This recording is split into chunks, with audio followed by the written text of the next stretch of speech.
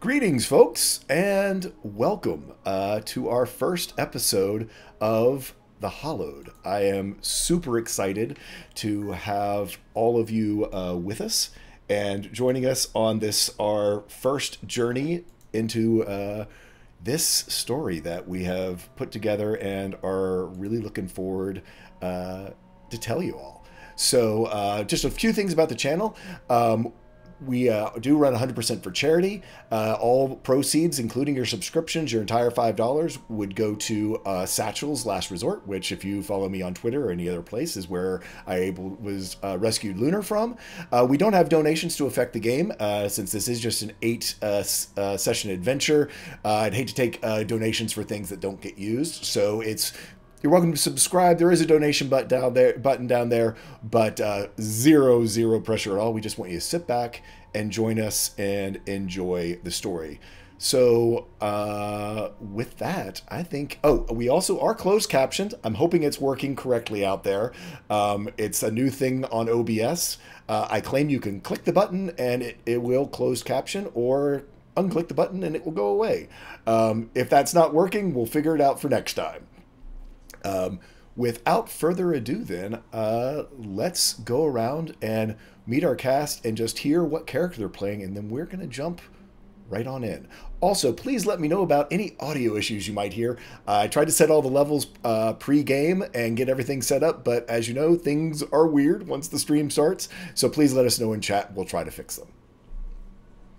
We will start off with Sharang. So I'm Sharang Biswas, and I am playing Jad, who is a Dhampir or semi-vampire bard of the College of Spirits. Next up, we have Anita.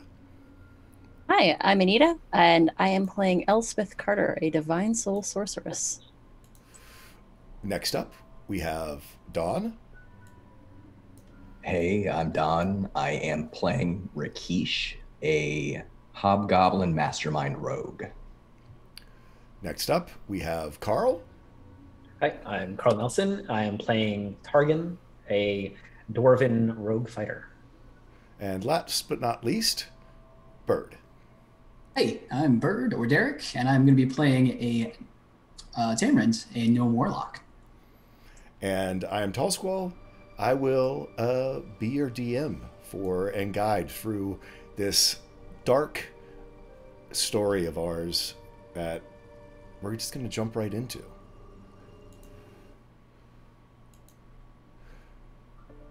The sun is setting on the Sylvan Wasteland. The deep purples of twilight overhead, an orange horizon in the distance, while beautiful in the sky, are not reflective of those same colors that paint the landscape below. For hundreds and hundreds of square miles, the land here is tortured and bruised, unrecognizable as the idyllic orchards of Eldath that it once was. Centuries of war magic, indiscriminately unleashed for the sole purposes of destruction and death, have pulverized and reshaped rock, soil, blood, and bone into an arcane hellscape. Ridges of razor-sharp crystal fall into bogs of acid and fire. Residual currents of magic coax pools of bone and viscera to birth hungering oozes and directionless wandering undead. Crevasses still hidden by illusion fall into lava pools patrolled by untethered and wild elementals. That a war still continues in this God's forsaken place is a testament to the madness of war itself. But continue it does. The coming night reveals the campfires of tens of thousands of soldiers across multiple fronts, still fighting a war seemingly without end. To the west, from deep within the Fallenwood, the Falinari elves send new waves of magical beings and soldiers conscripted from dozens of other worlds to replenish their ranks. To the east, in the walled city atop 6,000-foot granite cliffs, the humans of Falconspire raise their fallen dead, while elite regiments quaff the alchemical draughts that will fortify and twist their bodies into living weapons. Soon, The portals will open for the archmages from each side to return with the coming sunrise, to cast more destruction down on this land and begin the cycle anew. No one much thinks about, or cares about, the original inhabitants of this region anymore, much less those who were ripped from their homes to fight in a war that was not their own. The Orchards of Eldath was once a place of peace, beauty, and tranquility, where the land provided all anyone could ever need to nourish the body, the mind, and their spirit. Most of the people who once lived here are long gone, killed or displaced by the atrocities of the war. The land, though, a place where divinity once walked amongst the trees. Even as it enters its own last death throes, the land still provides to those who seek it. Hidden grottos and protected glades dot the abused landscape of the wastelands and offer sanctuary to the weary, the broken, and the lost. It is one of these hidden sanctuaries that comes into our focus. Refuge in the wasteland after centuries of war is no longer enchanted groves of green moss and moats of golden fairy fire.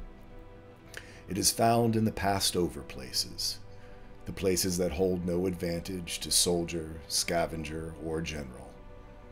This particular marshy hollow is filled with the remains of a petrified forest and pockmarked with bogs fed by rancid springs. Nothing strategic or practical remains for armies on the move. But for those just wanting to survive, it is still their home.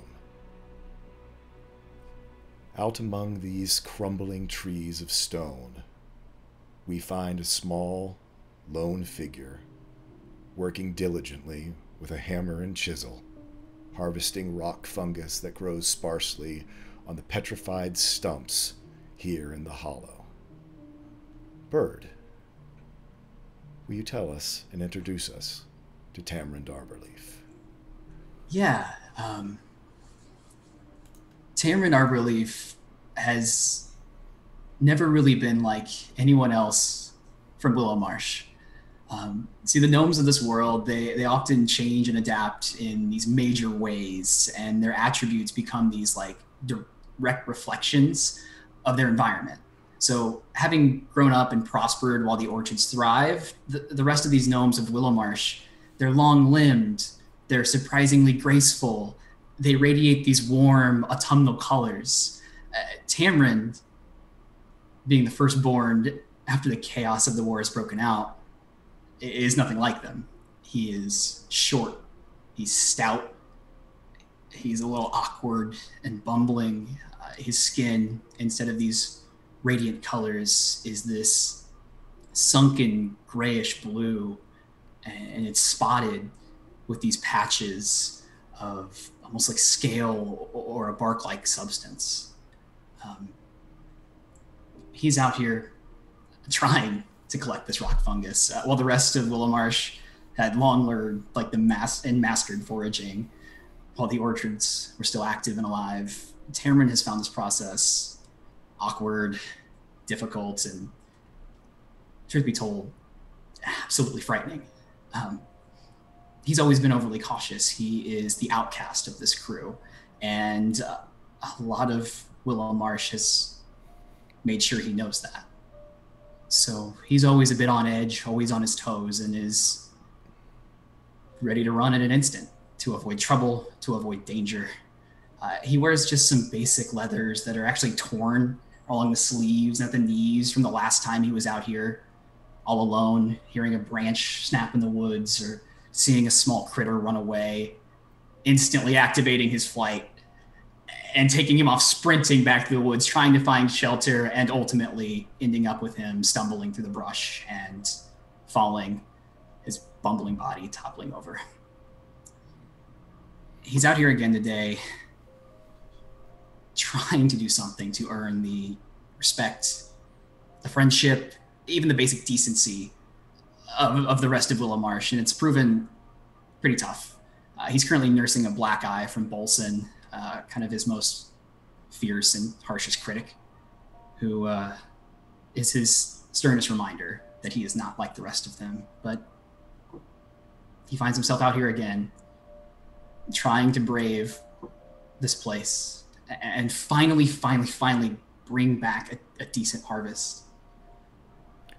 So it's mid-morning. You've really just begun, only probably a first hour into out here with your chisel, knocking these rock fungus, truly rock-hard mushrooms that grow along these petrified trees. But Willow Marsh needs them. They are the only thing that is food and actually purifies the water from these bogs and the rancid springs. They can boil them for 2 or 3 days and end up with clean water and a somewhat edible source of nutrients. And as you're there, you hear a noise. It is a crack and a scuttling sound near your feet, and it brings you back to a few days ago, as Bolsons and the Tappers did their most recent bit of work on you and that black eye you're now sporting. Tell us a little bit about what happened. Sure. Bolson and his gang of Tappers, of course, there's always strength in numbers, so they're better, they're bigger, they're stronger. They get a little bit more courageous when it comes to exploring, but apparently something went wrong recently. Some disturbances out there. Tamron doesn't know much. People don't tell him much, but he'd heard and he'd seen Bolson and his gang coming back a little bit early, kind of whispering and discussing that things are moving out there. Things were running frantically, almost as if away from something. And just being the attempted rule follower he is, Tamron tried to educate the rest of Willow Marsh, telling them something has scared Bolson and his crew, that they came back early from the harvest. And hence now he sports this badge of honor for just trying to do the right thing. Yeah, Bolson, having heard those, you spread around that he and his Tappers had come back early, tracked you down, where you yourself had already been back from some broken branch, and reminded you that they aren't scared of anything, and that you're the one who is the scaredy cat, the one who runs, the one who can't take care of themselves. Threw you to the ground, punched you in the eye. You hear sort of come out of your memory and are able to identify what this noise came from as you sort of swing around.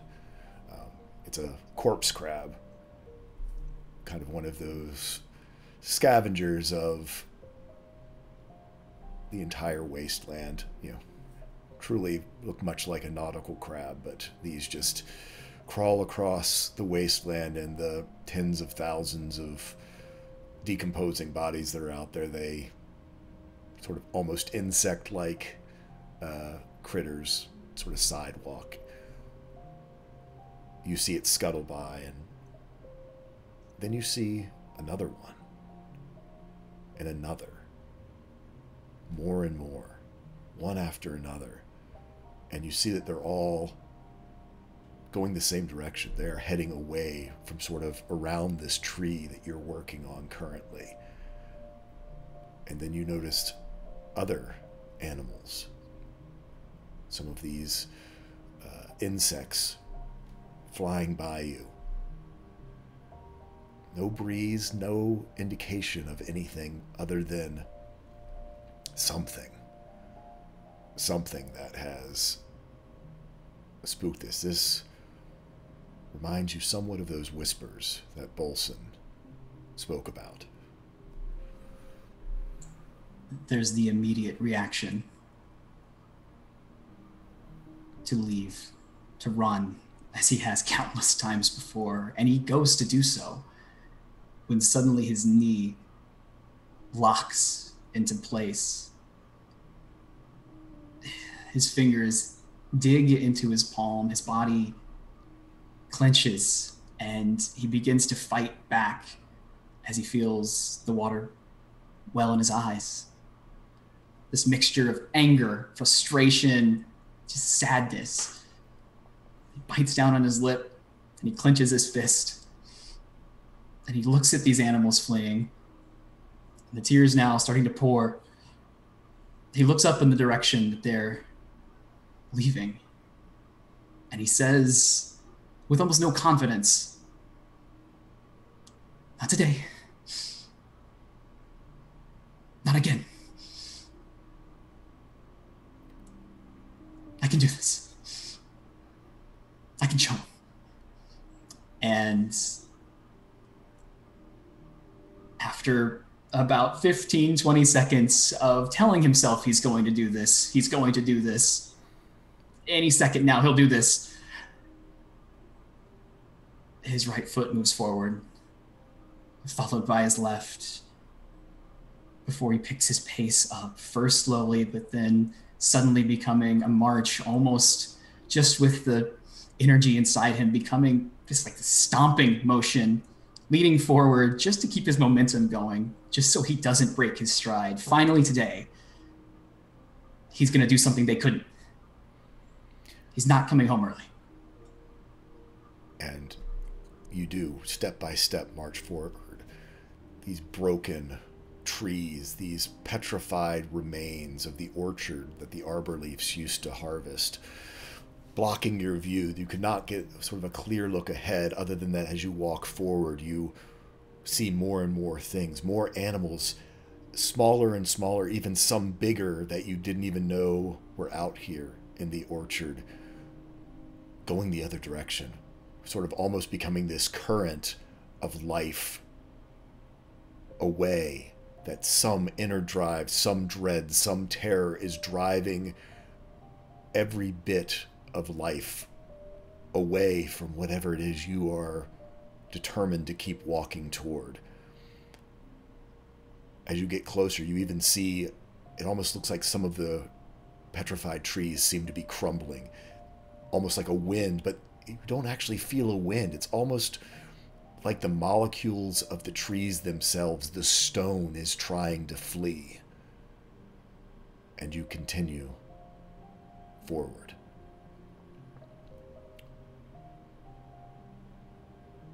One step, another, and finally, you step around a large tree, and silhouetted, you see something.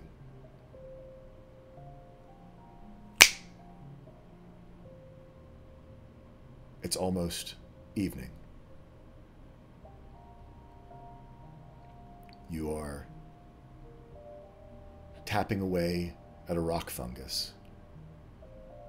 The sun is getting ready to set. Next to you is a bag completely full of a day's harvest. More than any of Bolson and his gang have ever brought home. You almost can't believe what it is, but there's a part of you that knows you did this, that you did what you set out to do.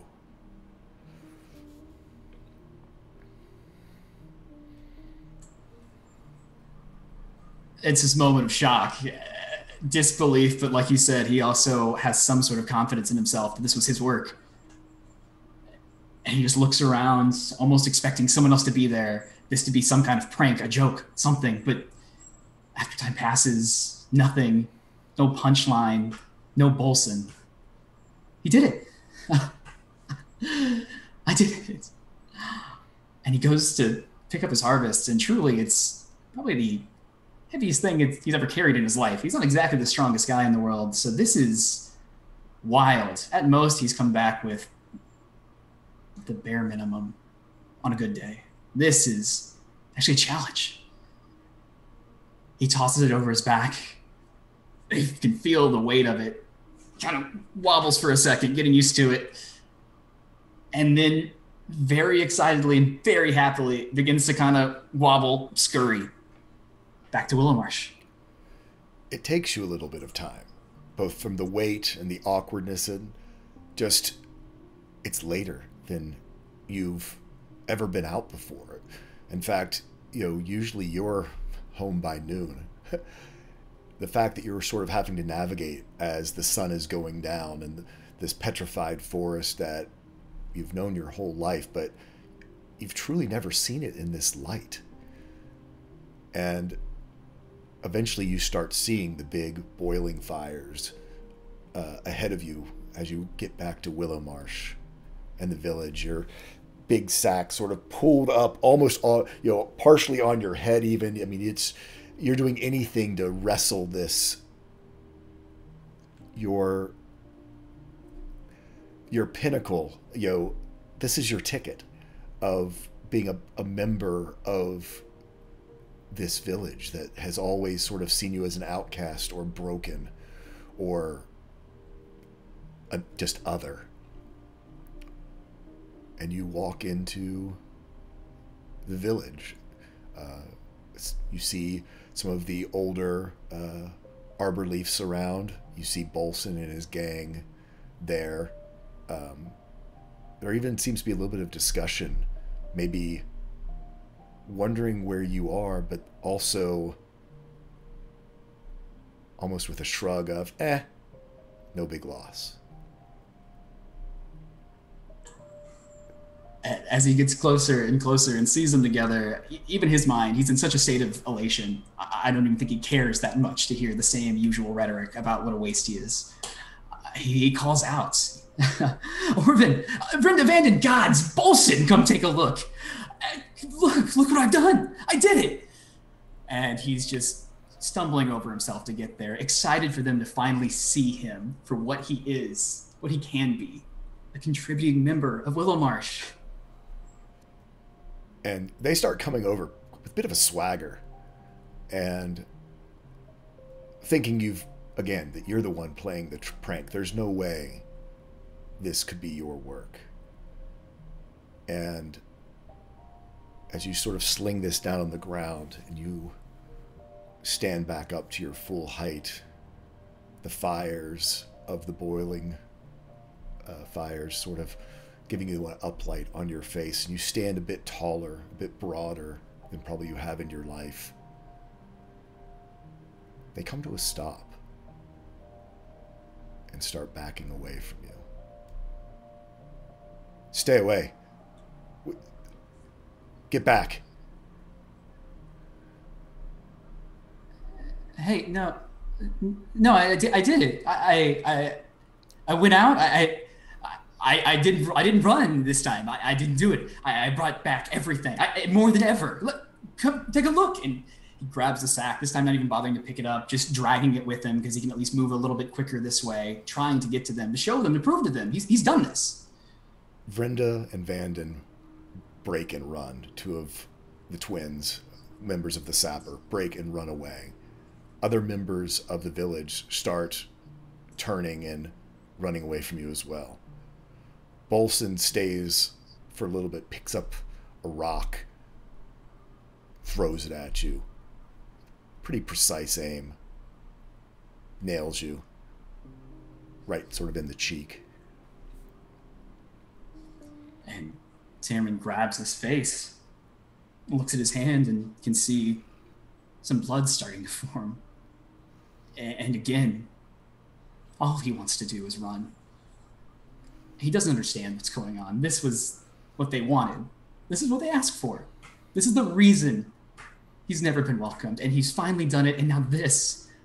And so he doesn't know what to do besides what he's always done, and that's run away.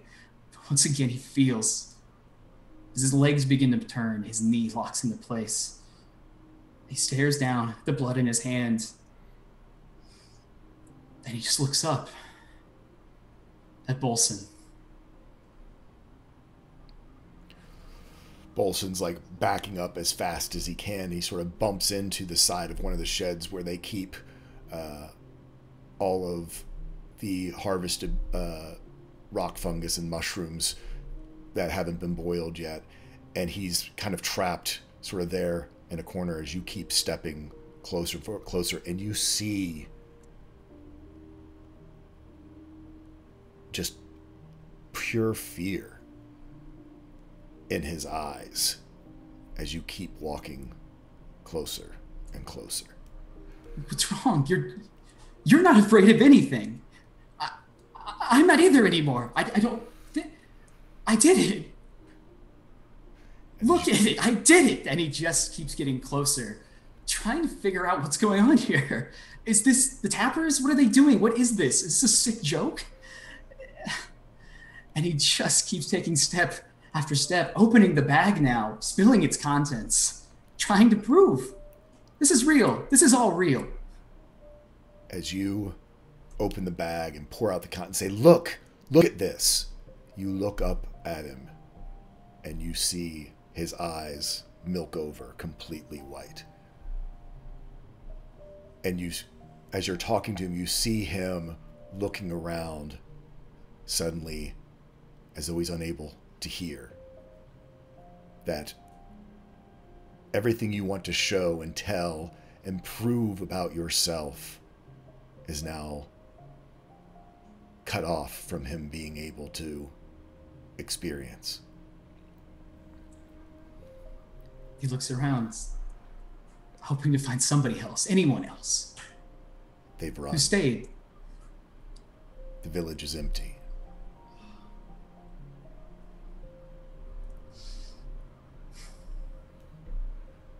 Once again, he waits for the fear to come. He waits for the nerves to hit, for his legs to take him away. And they don't. And though he doesn't feel the fear, he feels something. And all he can do is stand there for a moment. The tears coming back at this point. But a stoic look over his face as he scans the horizon once again, looking for something, somebody, anything. As you scan the horizon, you sort of look up to the shadow of the giant plateau that marks where Falconspire is. The human capital, just sort of this almost... it's almost one of those things you almost don't even believe is real. It's other than that there's the giant plateau there. And as you look, you see high up there this arcane, looks like a blue star, ignite.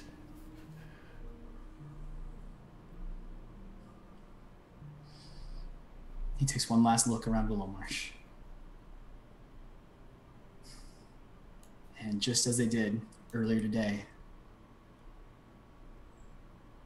one foot, another, his legs take him forward, knowing nowhere else to go. He makes his way towards the flame.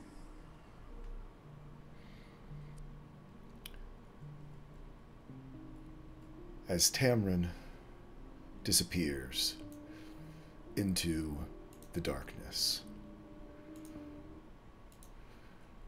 our focus moves far to the west, where the towering trees of the Fallenwood cast their shadows over the sylvan wasteland in the early afternoon light. Tucked at the end of a narrow ravine, obscured by rock and moss and vine, lies a circular grotto hidden away by the most ancient of deep magic.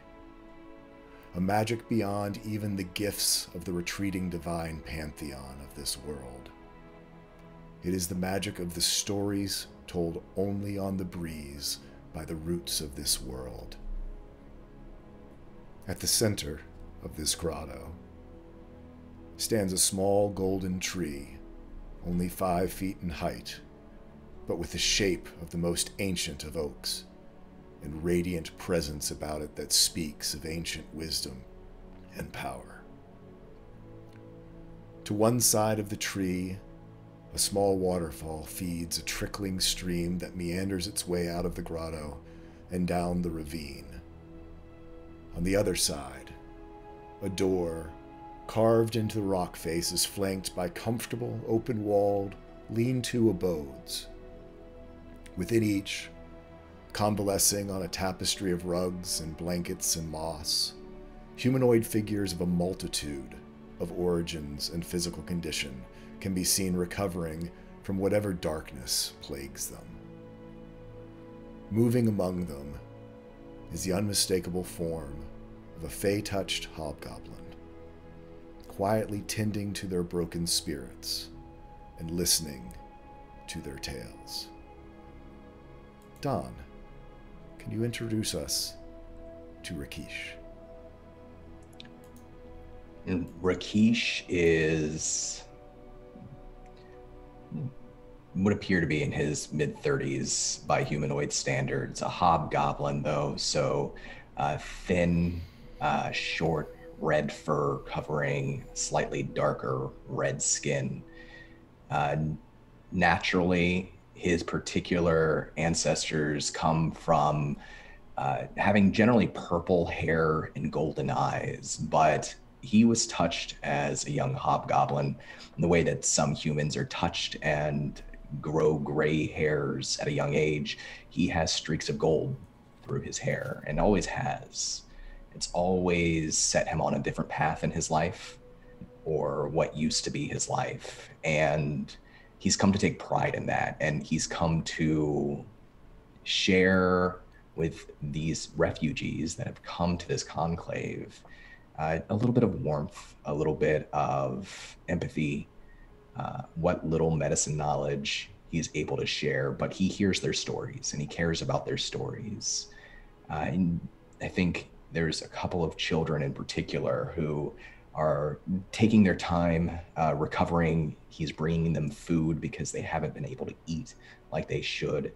He's listening to their stories and he's making up stories with them.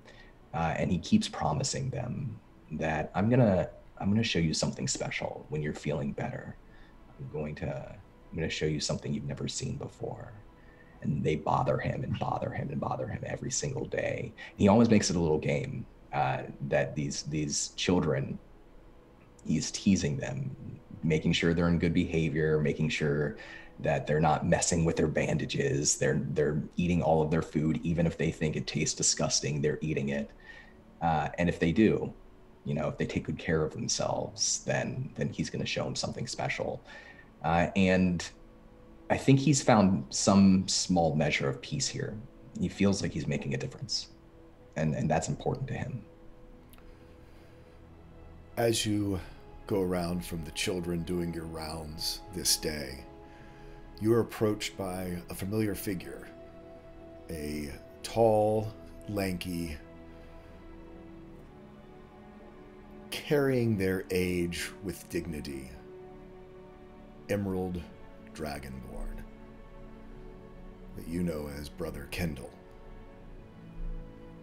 And as you step over to see if there's anything that you can do to attend to him, he holds up a hand. Before you ask, I've not heard from Dalvin. Be patient, Rakeesh. Chronicling a siege takes time, and they've only been gone a few months. At the mention of... Go ahead. He smiles and nods and continues to listen. Thinking of Dalvin takes you back to your initiation ceremony, when you and Dalvin stood side by side before Brother Kendall, and both your names were scribed into the leaves of the golden tree, and you became acolytes of the Shimmering Grove. Your hand reflexively goes to your neck, where a glass bauble hangs on a simple leather thong. It is shaped like the top half of an hourglass, with the neck pinched closed, so it's almost like an inverted teardrop. Within it holds sands from the Cyrodian desert far to the south. A gift to you on your scribing day, bright brother Kendall. Tell us a little bit about the sands from your island, Rakesh, and what this means to you.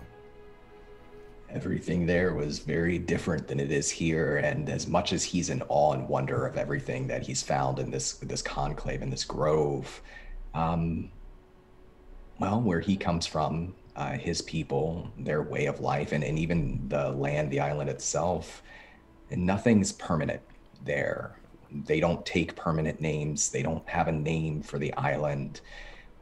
Their history, told through a mix of visual and oral storytelling, doesn't care about accuracy or truth. It cares about the context of the moment. Everything is constantly changing. And he grew up on an island that he believes might not even be on this world. He doesn't know where it is. They didn't have ships. They didn't need them. They had everything they needed right there. The hobgoblins of his people and other goblin folk of other races living in relatively harmony, each with different vibrant cultures of their own, trading and sharing knowledge as they grew.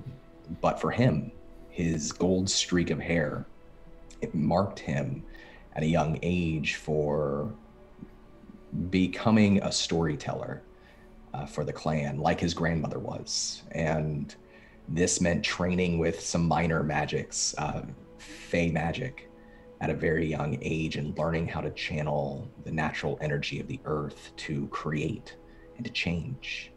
And so he remembers, and he fights to hold on to this memory because it's been a while now. But he remembers the first time he ever stood in a circle of 13 storytellers on the beaches of his island. And on the white sands, they danced and they summoned magic through their fingers, through their words, through their bodies, that painted the sands in a multitude of colors, each storyteller given their own color to add to this moving sand art that would animate and dance across the sand with them. And it would tell a story. They wouldn't know what story they were telling when they began, but by the time they finished, before twilight, they always knew what the story was. And other people from their home, their villages, would come out to watch. People from other ancestry would come out to watch sometimes. And the chief storyteller, the speaker, would dictate what this means, what lessons can we learn from this. And then the tide would rise inevitably, and the story would wash out to sea, be absorbed in the crashing waves and in the foam, and disappear for a time until a storm would inevitably arrive to the shores of the island. And whenever a storm arrived, the storm speakers would watch its waves because they could see in its waves the multitude of colors from the previous story, starting to form a new story, starting to give them some hint of what might be to come. And in that way, they sort of divined the future of their tribe. Impermanent, always changing, but always listening. Kendall sort of allows you to drift in your memory for a moment before he sort of pulls you back to the present. He looks at you in a resigned, almost mournful way. It is a look you are not familiar with. It seems as though something might be on his mind, but he almost shakes it away. Rakesh, in the very back of my abode, as he sort of motions over to the door there in the side of the grotto, the stone door. In that small storeroom off to the left, you know the one. There is a green and gold patterned rug. Could you fetch it for me? You might have to move the trunk that's on top of it, and do take your time. Don't break anything while you're back there. But if you could go fetch it. He sort of looks almost as though he's listening. Fetch it for me now, if you will. Rakesh looks around as though he's not saying something he should, and looks back to him and says, yes, but of course, Brother Kindle. However, are you feeling all right? Do you need food, water, anything? I'm fine. Little something in the weather, I believe. Maybe some rain later.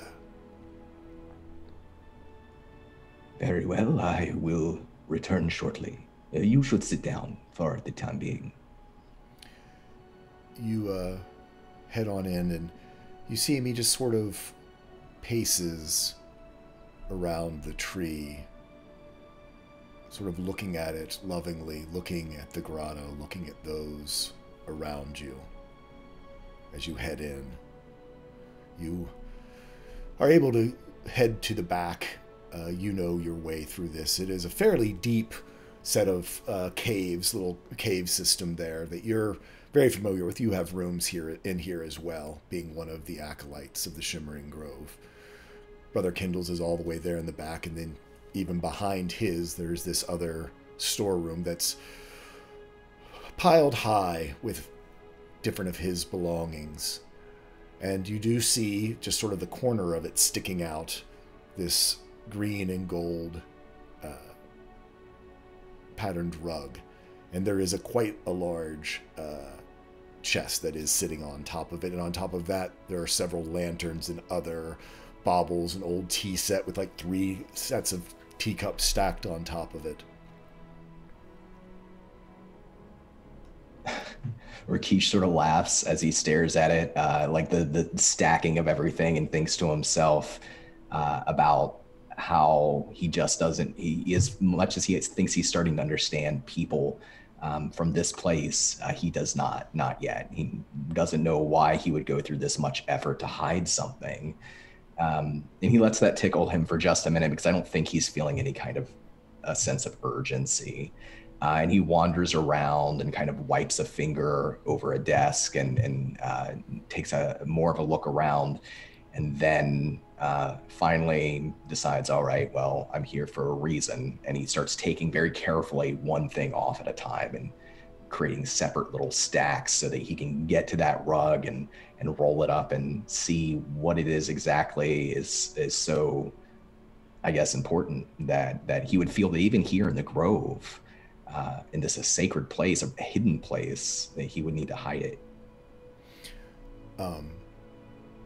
As you take each piece apart, unstacking things, moving to other places, finding a new home for them, and finally this trunk that you sort of have to semi-drag across, and you look at the rug there below you and examine it to try to see what might be special about it, and it doesn't seem that different from many of the other rugs that are out front. But you then go and roll it up, and you see that underneath of it is a trapdoor, one that you've never seen before or even knew that was there. And about that time, you hear a loud crack, this deafening crack of wood from out, all the way through, echoing through the caves from out in the grotto, and you are instantly, in your memory, transported to another cave as you begin to hear screams echoing down the caves of Pharos when the elves came.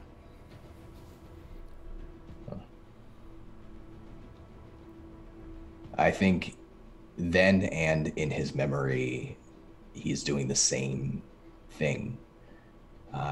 He's standing, he feels his tall form sort of hunch over naturally, and his hands are starting to shake.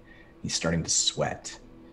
And he takes a look back in his memory up the tunnels, up the caverns towards where he knows others are, his family, his friends. And he swallows hard. He reaches for a stick That's the closest thing to a weapon he has. He grips it so tightly in his hand that he can feel the stick snap in his hand. And when it snaps, his resolve snaps.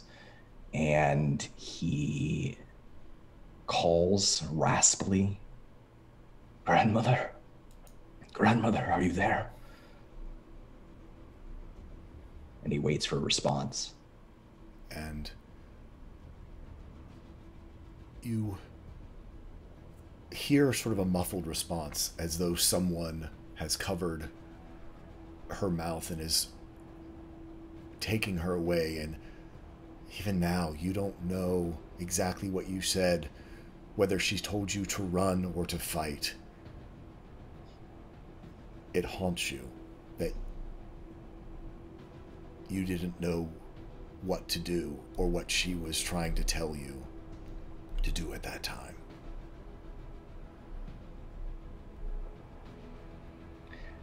He grabs the broken half of the stick, the sharper half, and he compares the two for a second and throws the other one aside. And he begins to run back up the tunnels, back towards where you heard that muffled sound, and slips on something wet in the dark. He didn't see what it was, but he slips. He rolls a couple of times down and cracks his skull on the stone. And when he stands up again, whatever courage he had left is gone. And he can't get out the words, "I'm sorry." He mouths them. And then he turns and slides down a slick descent deeper into the caves, ducks underneath an alcove, and tries to position his back flat up against a wall in the dark, and just tries to slow his panicked breathing, hoping that nobody will find him. There in that silence,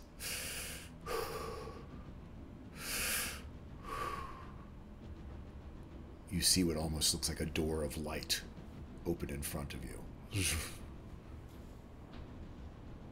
And an elfin figure steps out, magic like you've never seen before. And then another, and another. Throw a bag over your head, pull your arms back behind you, and drag you, along with your entire village, back out through the caves, across the sands that you once called home, and through a portal to this place where you are now and how you came here. Another sound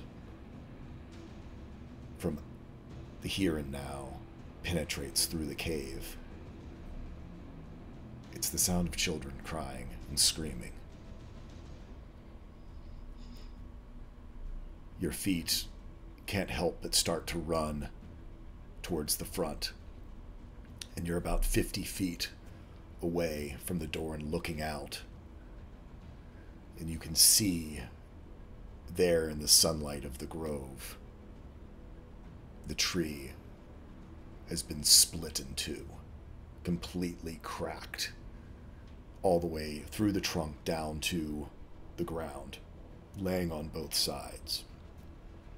Large winged tiefling commander stands there with Brother Kendall, grabbed by the neck. Around him are nearly 24 feral fey elves swarming through the grotto. You see the feral fey elves, which you've seen in action before. You see them going from little house to house, killing indiscriminately, looting the bodies, gorging on food, and sometimes even the flesh of those they've killed as they go. The feral fey strike a piece of horror in you. Because it was a regimen very much like this one. When you led your family and your fellow soldiers into an ambush.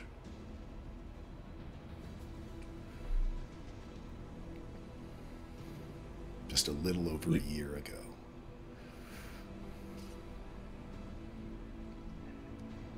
He takes a catch breath because he knows he can feel his resolve shaking. Yeah, and he doesn't know what he can do in this situation.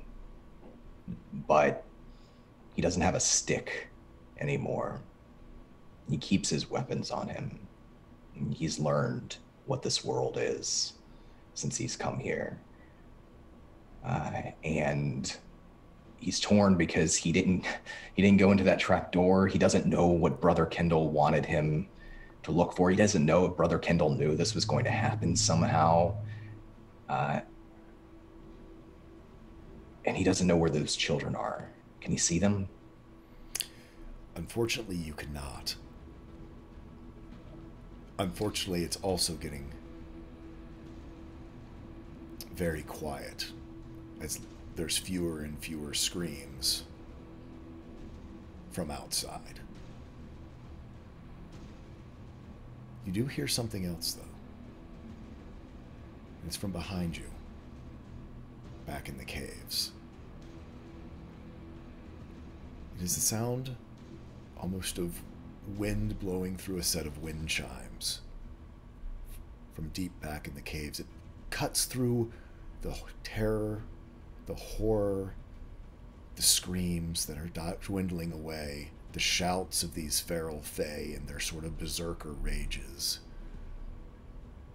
You hear this sound, almost like bamboo wind chimes, sort of calling to you, back behind you.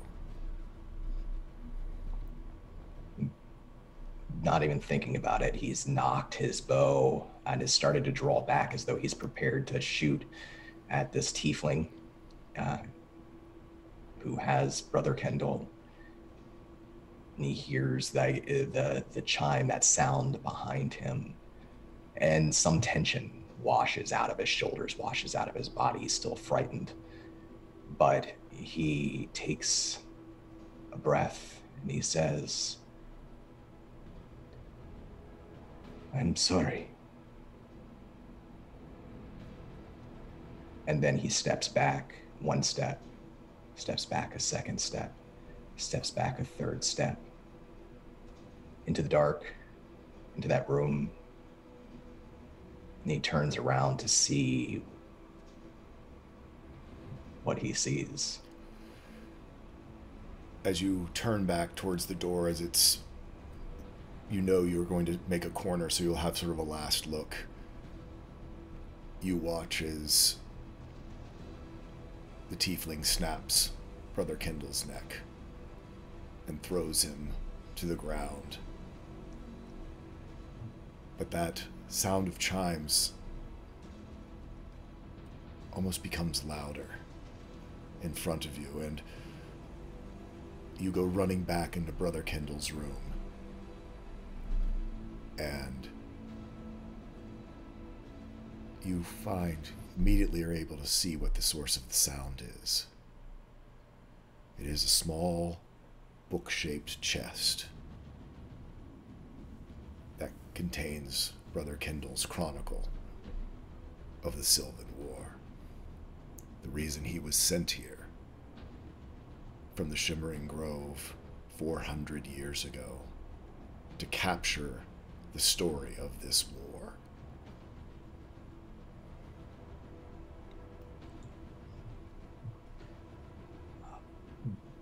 Picks up the book. It's heavy in his hands. And idly, just for a moment, he opens to a random page in the book. He's not reading it, but he sort of stares at it and very quietly in the dark just speaks down into the book. "Oh, what a strange thing to record all history and story in something like this, something that cannot be changed.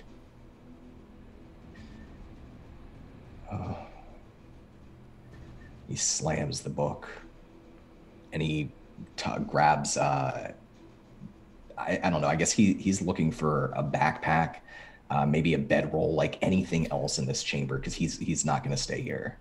It's almost disconcerting.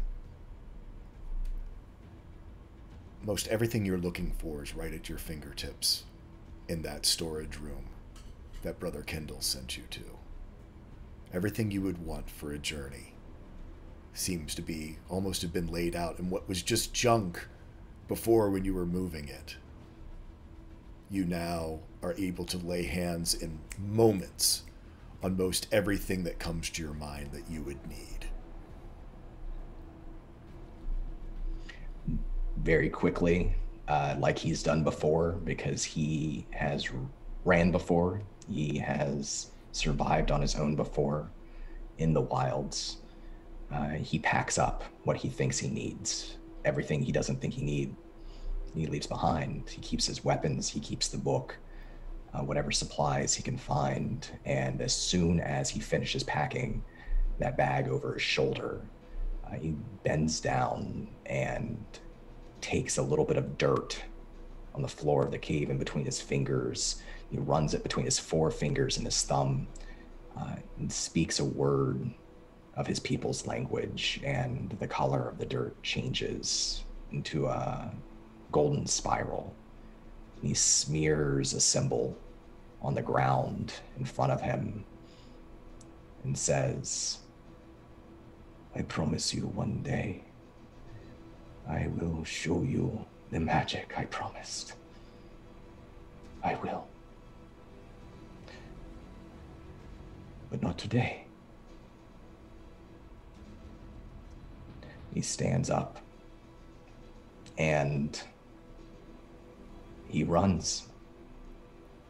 You flip open this trapdoor and jump down into the darkness below, closing it down behind you, doing some of your things that you had been trained in the army for subterfuge, to hide your passage and obscure this trapdoor. And you go down, and again, having maneuvered in darkness and in caves before, you follow this pathway, and it actually sort of doubles back under the grove, and you, stumbling through the darkness, just enough light that you're able to see, that your natural ability in the darkness kicks in. You come and see before you almost what looks like a wall of roots and bramble. And as you approach, the book in your hands almost seems to grow a little bit warmer, and you see the roots pull away. And you step into a small opening, which would be almost directly underneath the golden tree. And there, hanging in front of you, by just a few bare roots, you see a soul scale from this tree.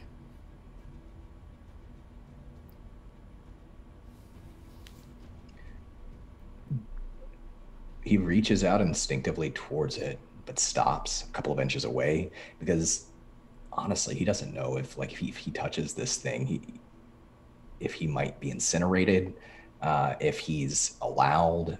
There's some severe questions going through his mind, because he knows how sacred this thing is. But he also knows that he might be the last one alive or uncaptured. And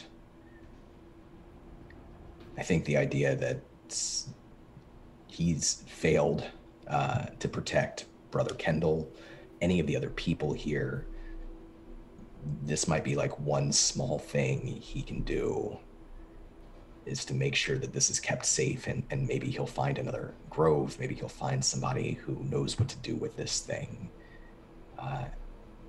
So he risks incineration and reaches out just with a finger at first, touches the scale just to see what happens. As you touch the scale, the roots sort of come around your hands, almost cradling them as though they were hands themselves, and presses the scale into your hand and basically let go and resolve. It's almost as a parent would give to a loved child a treasure that they're entrusting them with. And as the roots pull away, you see them begin to wither.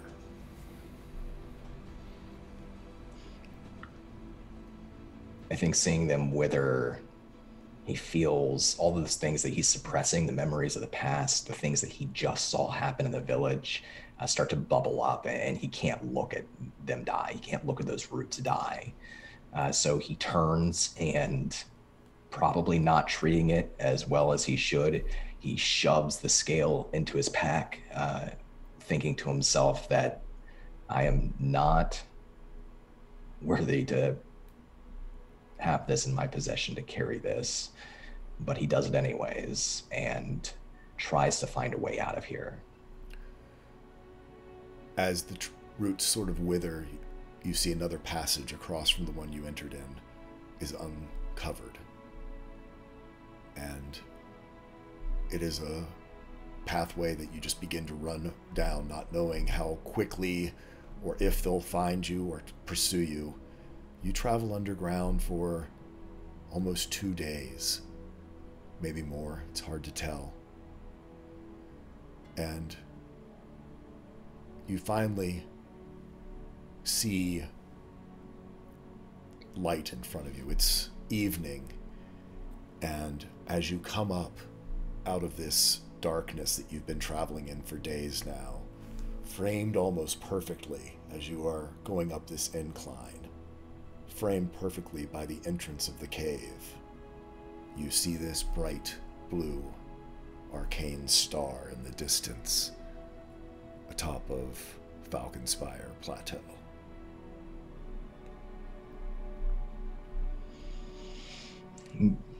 Stretches his back, probably fully for the first time in a few days, and even takes off his pack and sits down for a moment and just stares up at the stars. And he looks around to the barren wasteland that surrounds him in different directions, and then back up to Falconspire, that silhouette in the twilight, the star, the bright star up above. And doesn't know how long he waits there, a minute or an hour. But once he knows he's ready to go on, he simply picks up the pack, slings it back over his shoulders, and speaks to that star.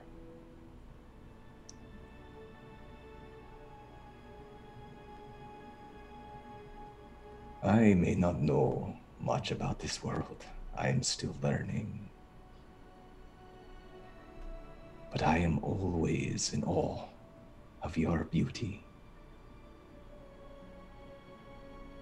And I promise I will find it, and I will not be alone. So wait for me just a little longer. And he sets off into the night. You set off and travel for a few more days and find yourself on a long, unused, war-scar road that cuts through a cleft in a ridge of upthrust rock. You've used your skills as a navigator and scout to stay out of sight of people, but there's really no choice here. It'd be either to divert miles and miles across the wasteland and battlefields, or to stay somewhat on course towards this star that you see, this pyre in the distance. You would have to pass through this cleft. And as you do,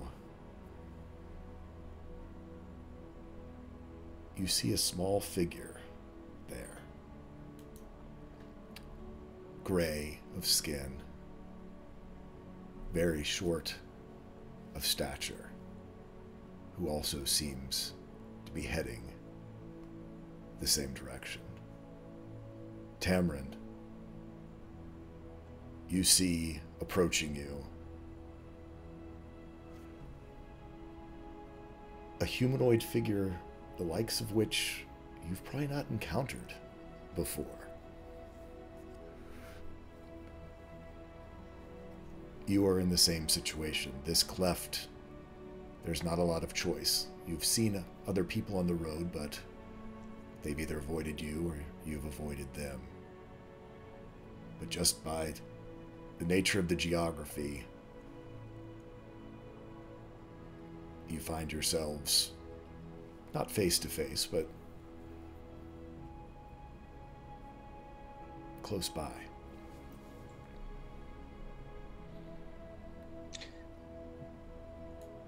Rakesh, like, knowing that this could go one of a few different ways and not wanting to, cause alarm or for things to spin out of control. And he's just like taking a sip of water from his canteen. And he just sort of rattles his canteen out in front of him above his head and says, my friend, are you thirsty? I have enough for the both of us if you are. Tamarind looks this figure's direction and pauses for a moment before turning his head slightly to see if they happen to be talking to somebody else. Not a lot of direct, friendly, or polite interactions under his belt. And then suddenly realizing how ridiculous that is, that that could be the case here out in this wasteland, he kind of blinks and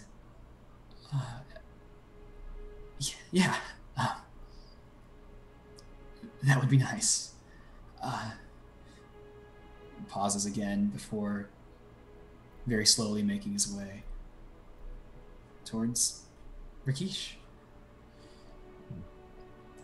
I think Rakesh looks for like a little rock to perch down on and holds up the water skin for Tamarind as he's approaching and says, "Hi, my name is, well, today it is Rakesh. What can I call you, my friend?" I'm Tamarind. I'm Tamarind. Tamarind Ashen Leaf. That's me. I will just call you Tamarind, I think. I'm not so good at remembering multiple names. And he's taking out from his pack this, like, it's a bleached beach, or it's a bleached, like, animal skull, it looks like. And he sets it down on the ground next to the rock, upside down. And he offers the water skin again and says, "This is just in case we happen to get some rain. You never know." Right. And it's probably pretty obvious to Rakesh that Tamarind is kind of nodding along, completely like vacant as to what is happening here. Not super self-sufficient, Tamarind. So he's just like, yeah, no, that's when it rained. Uh-huh. Have you been out here long? How long has it been, actually? Like a couple days, is that what you said? You've probably only been on the road probably a couple days, maybe a little more, maybe, less than a week. Not long, just a couple days. Not a lot of folks out here, and certainly even fewer ones willing to stop and talk. Thank you. Yes, but of course. I am heading there. And he points off up into the distance towards where Falconspire is. And I could use a companion while I walk. I have to sleep sometimes, and it is safer to travel in twos or more even. I have some supplies I could share with you, and I can help protect you if you need it, should something go wrong. All I ask in return, Tamarind, is that as we go Perhaps you will share some of your stories with me when you are ready.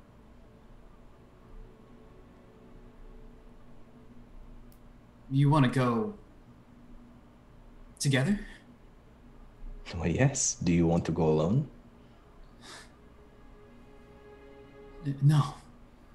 No, yes, please. Yes. Yes. I'd like that.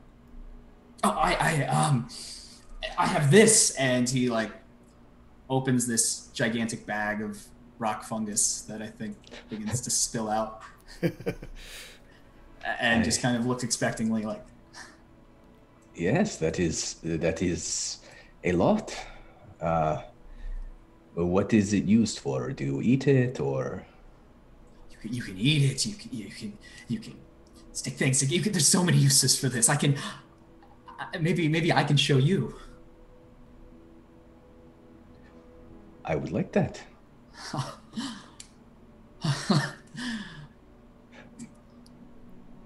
Do you have any strange, I don't know, habits I should know about, certain things you need to eat, or, screaming in the middle of the night while you're sleeping? I just like to know before we get started. I can make covers for my ears and make sure you have what you need. No, not that I know of. I mean, I'm weird and awkward and a bluey. I have a lot of people tell me a lot of stuff is wrong with me, but I think I'm okay. What do I look okay? I think you look okay, Cameron. And I'm very glad to have met you here amongst all places. So, you all head off together, talking, camping, telling stories for 3 or 4 days. And as you sort of round a bend where you have sort of a high cliff face on one side and some of the very sparse sort of underbrush, almost like tumbleweeds, but even worse, thorns and just whatever these sort of plants have adapted to grow off of some of the residual energies and other assorted viscera and blood and detritus of the war.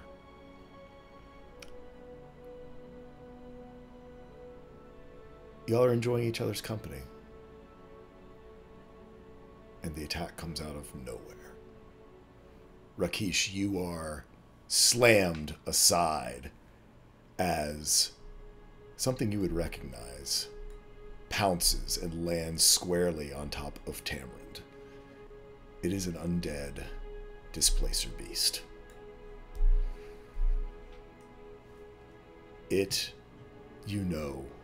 This is bad. You've seen the living ones and what they are able to do to small platoons, much less a lone, small gnome. As he's pinned on his back, the tentacles waving above him, sort of making a screen between you to even get close. Tamarind, you basically just look up and see teeth bigger than your forearm and a maw coming down towards your head.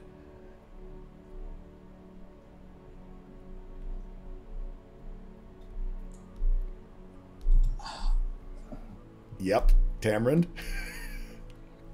This is bad.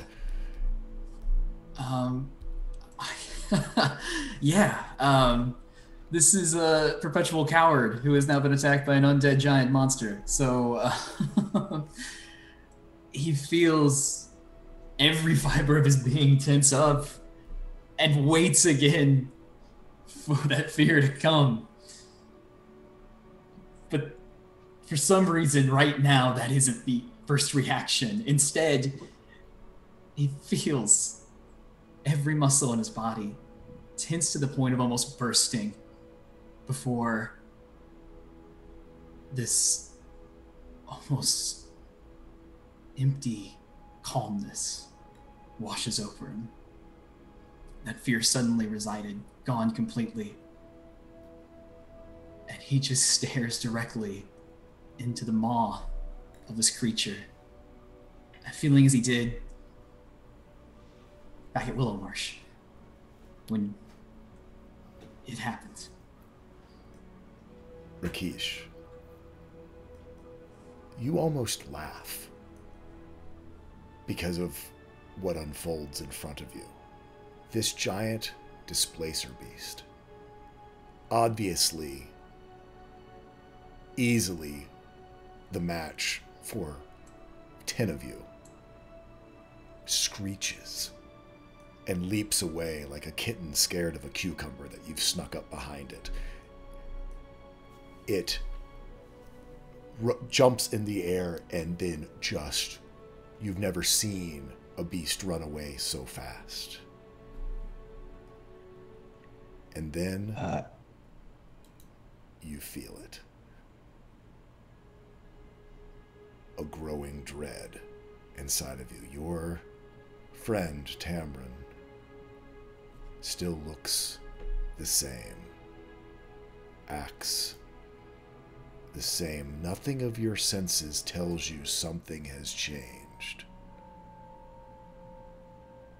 But when you used to swim at Pharos at night, sometimes something would bump against your leg.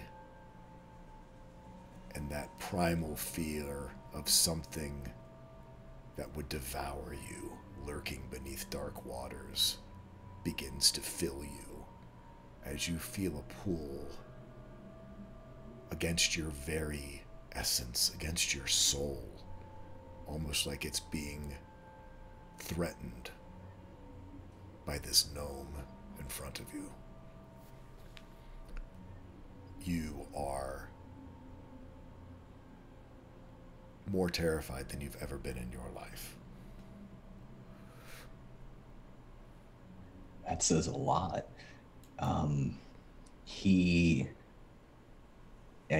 briefly remembers his people. They don't believe in living gods, not ones in their world anyways. They believe that the gods are dead and they are beneath the sea.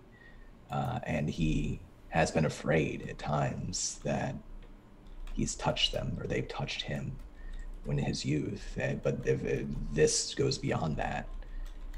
And he had pulled out of his pouch some sand that he's been collecting. Anytime he can get sand, he takes as much as he can. He put it into his palm. He began to swirl it around and begin to dance. He was prepared to risk his life to try to distract this beast, to give Tamarind some sort of blessing to get away, some sort of anything. But I guess when he becomes that afraid, he's too scared to run at first.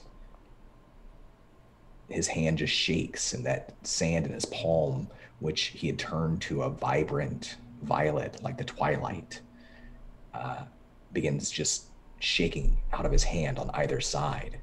And as it falls from his hand, the color drains out of it. It becomes black.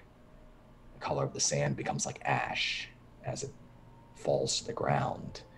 And he can only hear his own quickened breathing and the sound of his blade, only half sheathed, rattling in the sheath. Tamarind, you see this reaction. Your friend, your first friend,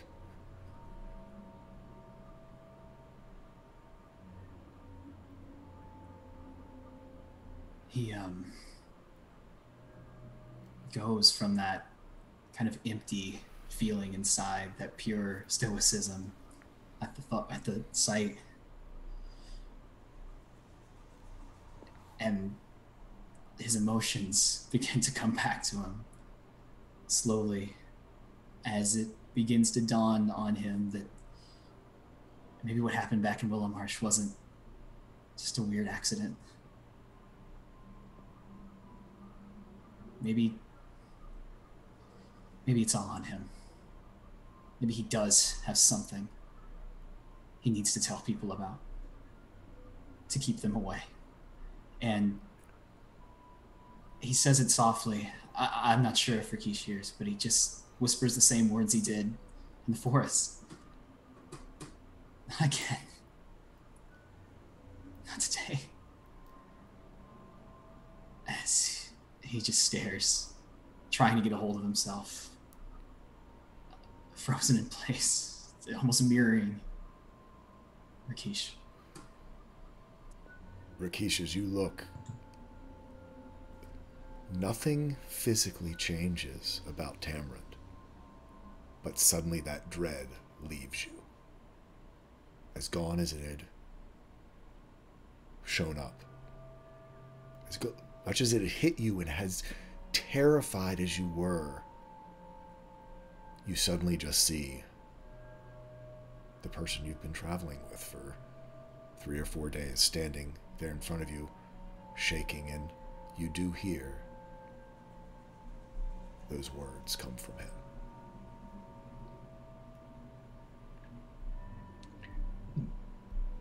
He doesn't know what to make of it. He doesn't know what to make of that fear. He knows his own trauma. He has memories from the war, from his conscription, from being taken. I mean, so many things.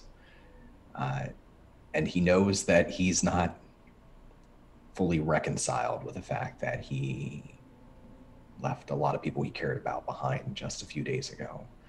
Maybe that's all it is. But he still can't quite look at Tamarind the same way for the rest of the night. He has to force it. He has to pretend that things are okay and that he's okay. And I think, he sheaths the blade. He dusts off the black sand that still clings to his palm. And he pulls out his canteen and slowly extends it towards Tamarind and says, "Well, we just got very lucky, my friend. I think we should rehydrate and be on our way before that beast returns. Yes?" Tamarind looks at him almost in complete disbelief before slowly nodding his head and really weakly and meagerly getting out what a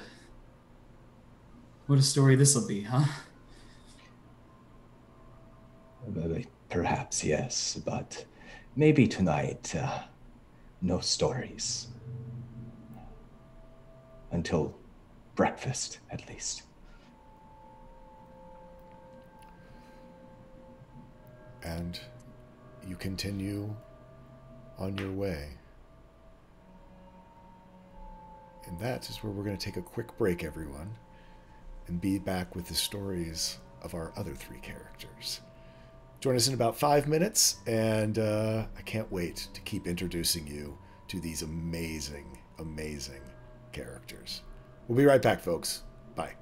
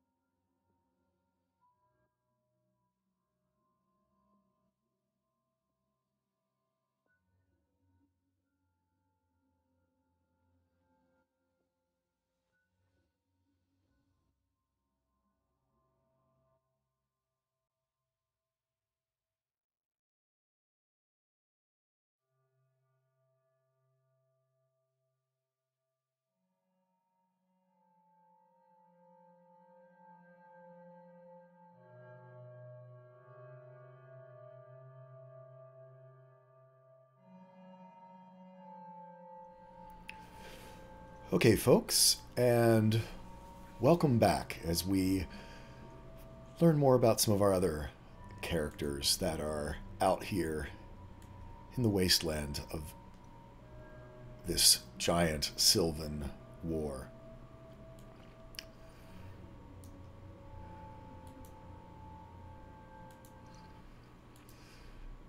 As we leave Rakish and Tamrund, we travel to the northwest, on the fringe of human-protected lands, where the mostly human inhabitants can let their short lives and almost reflexive internal gaslighting wash away the reality of the war that is still igniting the sky, and as the reason for their meager existence.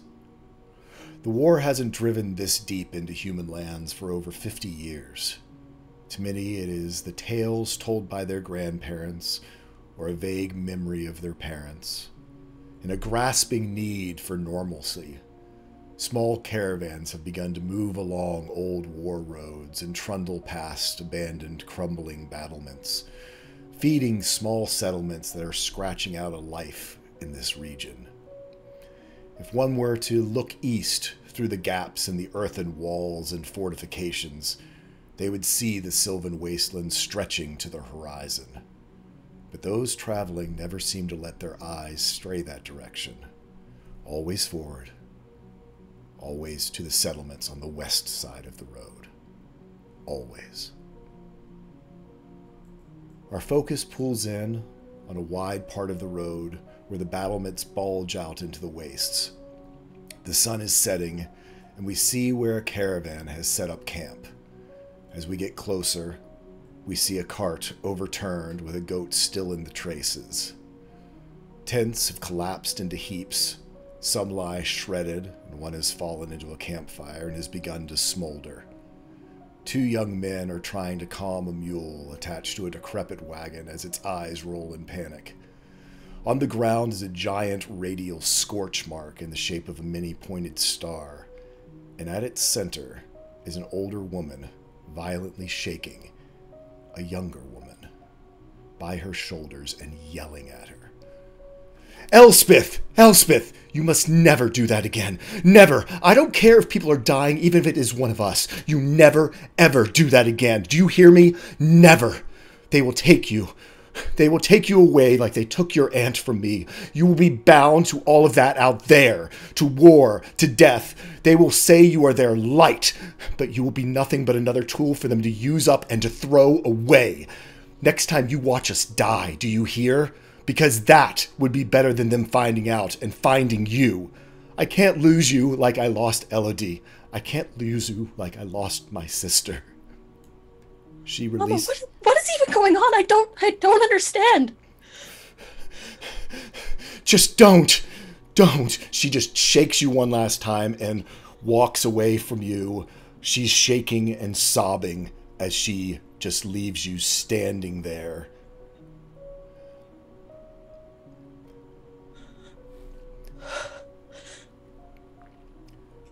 You hear a sob to your left.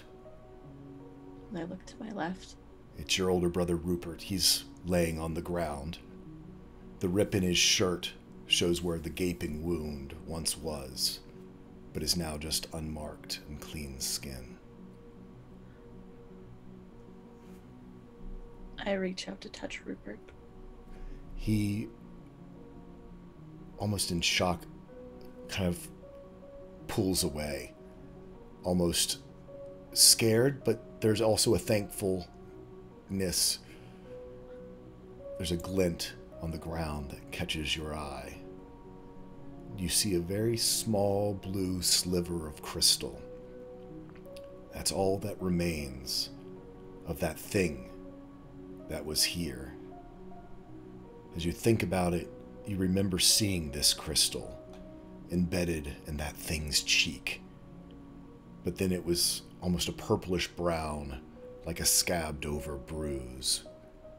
But now it is a crystalline blue, just barely a sliver. But it stands out right at the center of this scorch mark star across the ground.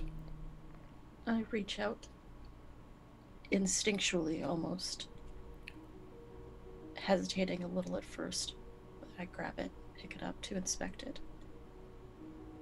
It's almost as though it was ice with a slight blue tint. It's not cold, but it is as though it is water made solid.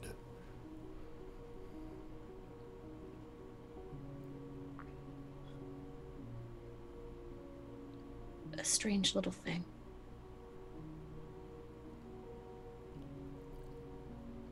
And I'll tear a piece off my tattered skirt, wrap it around.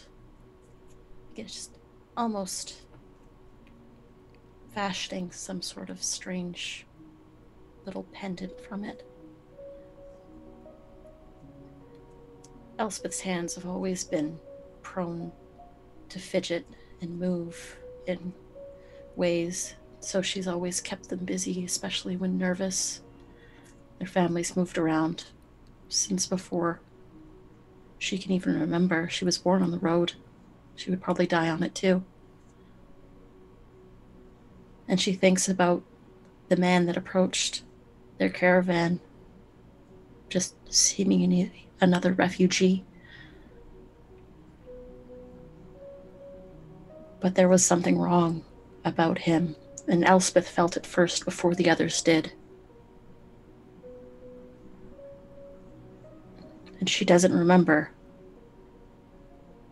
Just the white, hot burning, and her mother shaking her to consciousness and screaming in her face. And she just, eventually, without even realizing it, she's fashioned a necklace with this crystal at its center.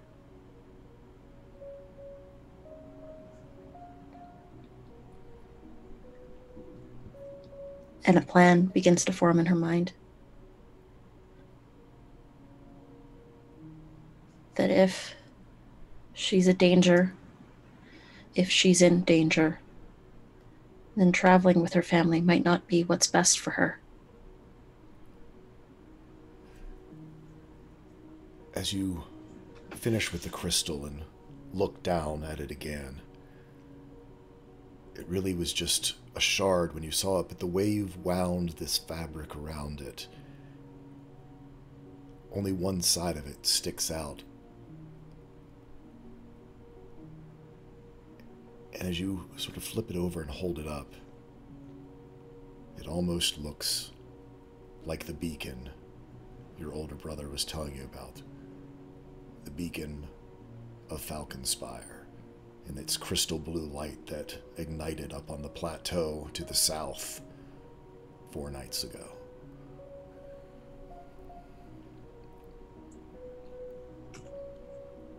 Elspeth will stand, attempt to help her brother, but think better of it, and leave the crater.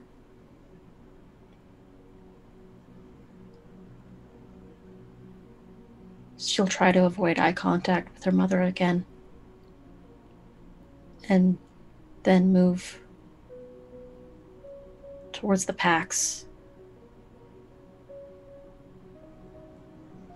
gathering what she can, knowing that all the eyes might be on her, but not caring. I think many of them think you're helping to clean up at first. There's a weird thing that happens when the extraordinary happens. People pretend that everything's gone back to normal, and your brother's working on the mule, trying to get it calmed down. Your older sister working with the goat who's gone frozen in the traces. They sort of stare at you at first, but then, almost like everyone keeps their eyes forward on the road, eyes don't seem to fall upon you. She's packed a bag, gathering what she can, and she stops, seeing her mother's medicine kit. what rations she can grab. She gathers them into the bag and then sets her eyes east towards that light. You wait a little bit as things begin to settle and tents are reformed. You know there's a routine that your family has when setting up camp, and that for the next hour or two they'll be in the normal preparations, and you wouldn't be missed immediately. And from this location, you know that the road winds way westward and inland before turning back out. But in this bulge in the road, unlike many, you look to the east, to those battlements. Hop over them. Slide down. The wasteland. For the first time in Elspeth's life, she leaves the comfort and safety of the road, finding a new guiding star.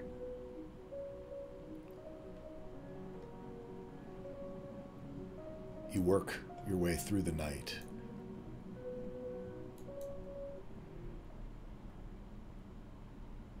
The wastelands begin to swallow your tracks. Even the light of the road quickly falls behind you. As you stride out, at first confidently, but then this strange environment, barely glanced at before, is now all-encompassing and completely surrounds you.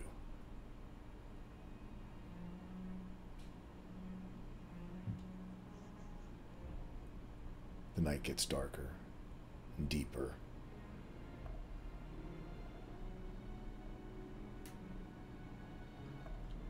On the side of the road, small phosphorescent mushrooms, poisonous but useful. Elspeth takes one, and without even thinking, it ignites on the tip of her fingers, and her hand is awash in light.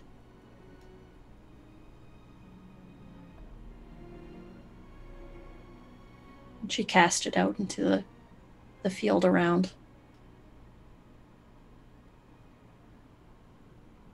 Begins to make her way through the darkness. This lone light, if anyone were looking,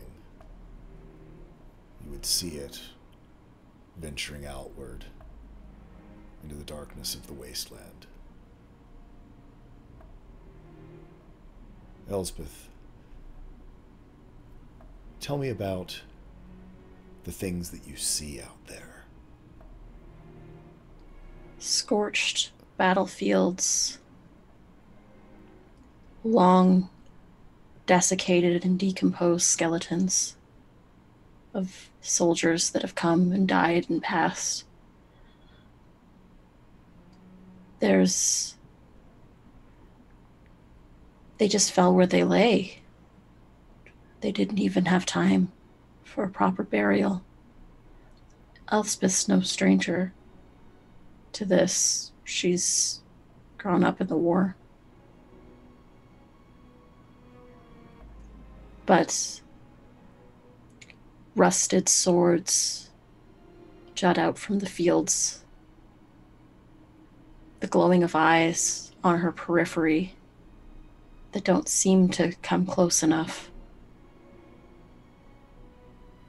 And Elspeth is terrified, but she perseveres because the star on her chest and the star in the distance tell her that it will be okay. This goes on for day and night and day and night. Sometimes the star doesn't seem like it's ever getting closer, but you're drawn forward, and about 5 days into this trek across the wasteland, across these jagged rocks and stone and pools of ichor and blood, long coagulated, as the war hasn't visited here in quite some time, you see, as sunset falls, a camp. The warm glow of a campfire, the smell of a warm meal which you've not had.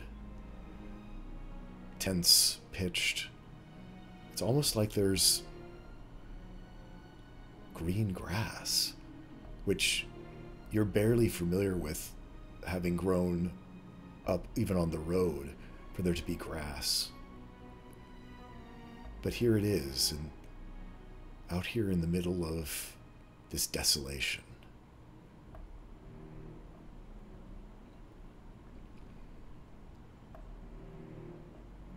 She hears, I think, the clanking of metal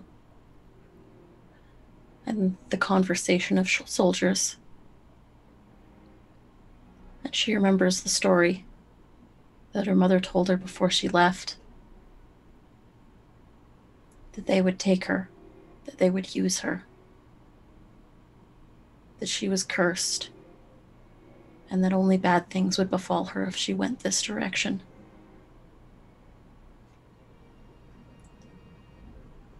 She stays out of the firelight's radius and moves a far way around this encampment.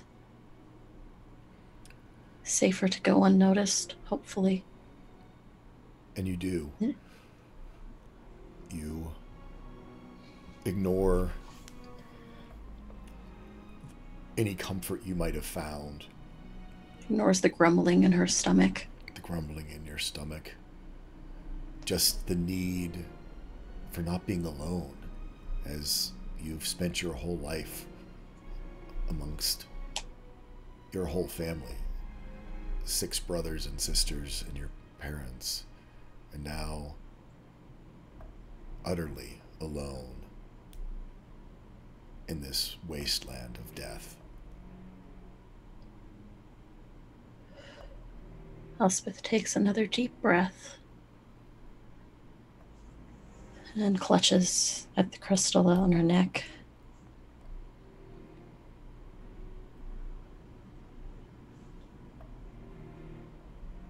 And then keeps moving through battlefield,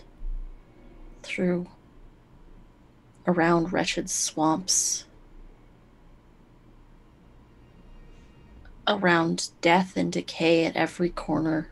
She feels it sometimes that she is the one spot of life in this world, because she knows those soldiers only bring death. As you travel for another day, another night, another day, another night, you start coming across, you're very used to the rusted swords and bones and broken shields, long discarded.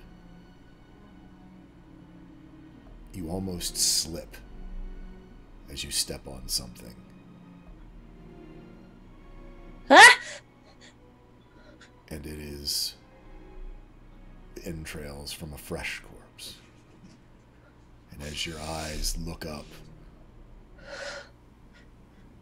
the whole field in front of you filled with corpses not more than 3 or 4 days old. Oh no.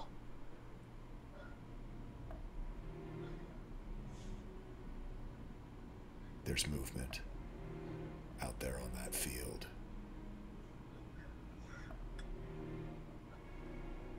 This was a mistake.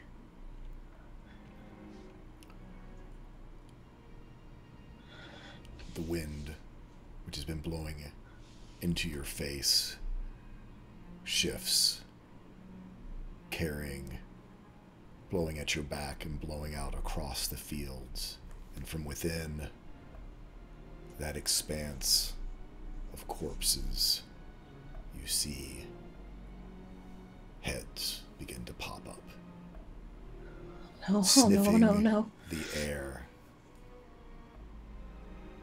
catching your scent. Elspeth is going to try and run. You begin to run, and you see these humanoid figures, some running on all fours, some running straight up in tattered rags, begin to give chase. You look back over your shoulder. You see one human form transform, their head becoming like that of a wolf, their musculature becoming larger, as you are no longer being chased by a pack of humanoids, but by a pack of werewolves. The vulture clans, feeding on what they consider the spoils of war. Elspeth, what twist of fate, what lucky thing, what natural 20 allowed you to escape? Wasn't a natural 20. It was a natural 1. Okay. Elspeth feels a crack beneath her feet as she runs and then falls into some sort of cavern that has been overgrown for years. And she hears the wolves as they run over top of the hole, missing it entirely. So small, so perfectly Elspeth shaped and sized that they wouldn't think to notice. And she hides and hunkers down in this small cavern, shaking and afraid and certain they'll come back. And she hears the howls and the snorts and the trouncing on the earth as it breaks beneath their feet. But somehow, some grace in this God's forsaken land has helped her stay unnoticed,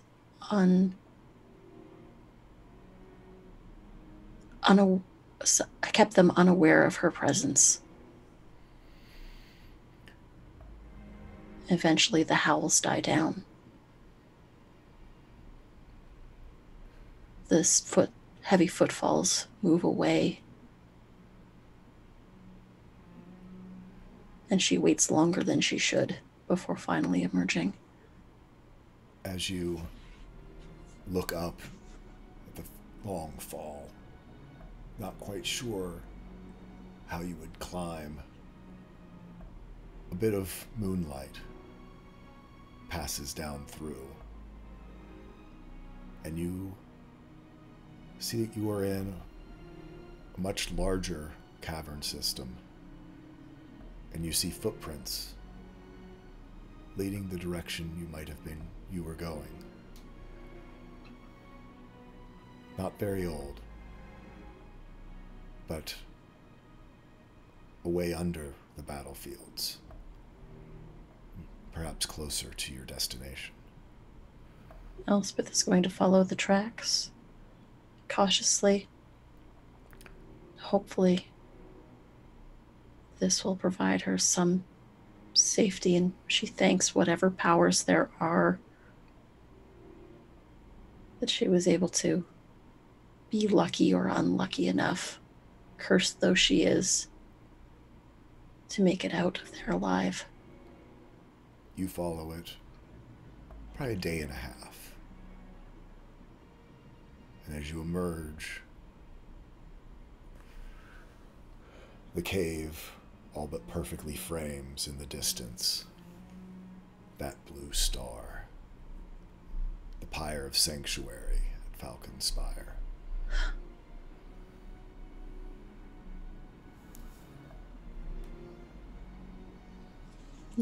She clutches the crystal.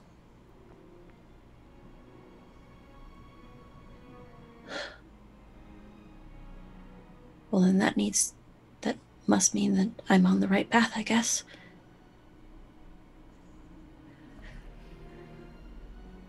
You keep following. Go ahead, sorry. And she keeps walking. You follow Soles it. of her shoes worn down.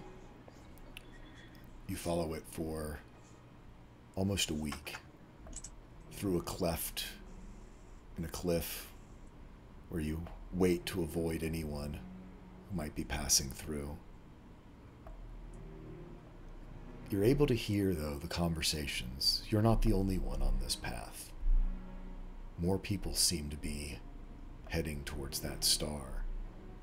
They talk about a way station, a place that the refugees can go and be safe, a place before they make the final trek up to Falconspire, where they'll find protection and food and shelter.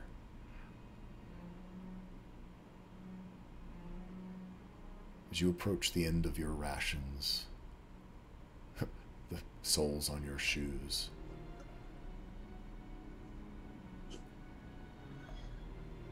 you see an opening after following this road. It's almost like an opening in a cliff wall on your right side, and you immediately hear the sounds of conversation, the smell of food.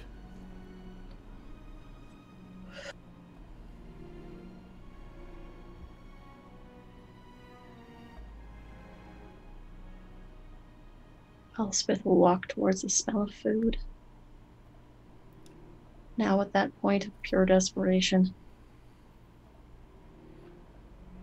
You walk in, and there's a whole multitude of different races here, different humanoids. Some you're familiar with, some you're not. You see a red hobgoblin and a small gray gnome off to one side. As you, making yourself as inconspicuous as possible, as non-noteworthy as possible, place one foot after the other towards the smell of food and perhaps at least some refuge.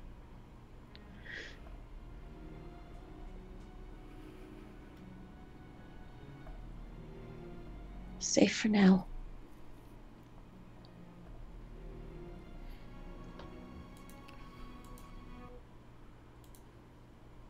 Jad.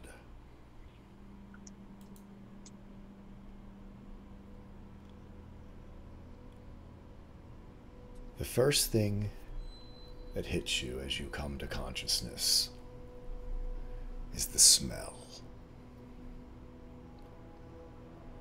A mix of copper with the undertones of rot and decay. Your body feels heavy and wrong.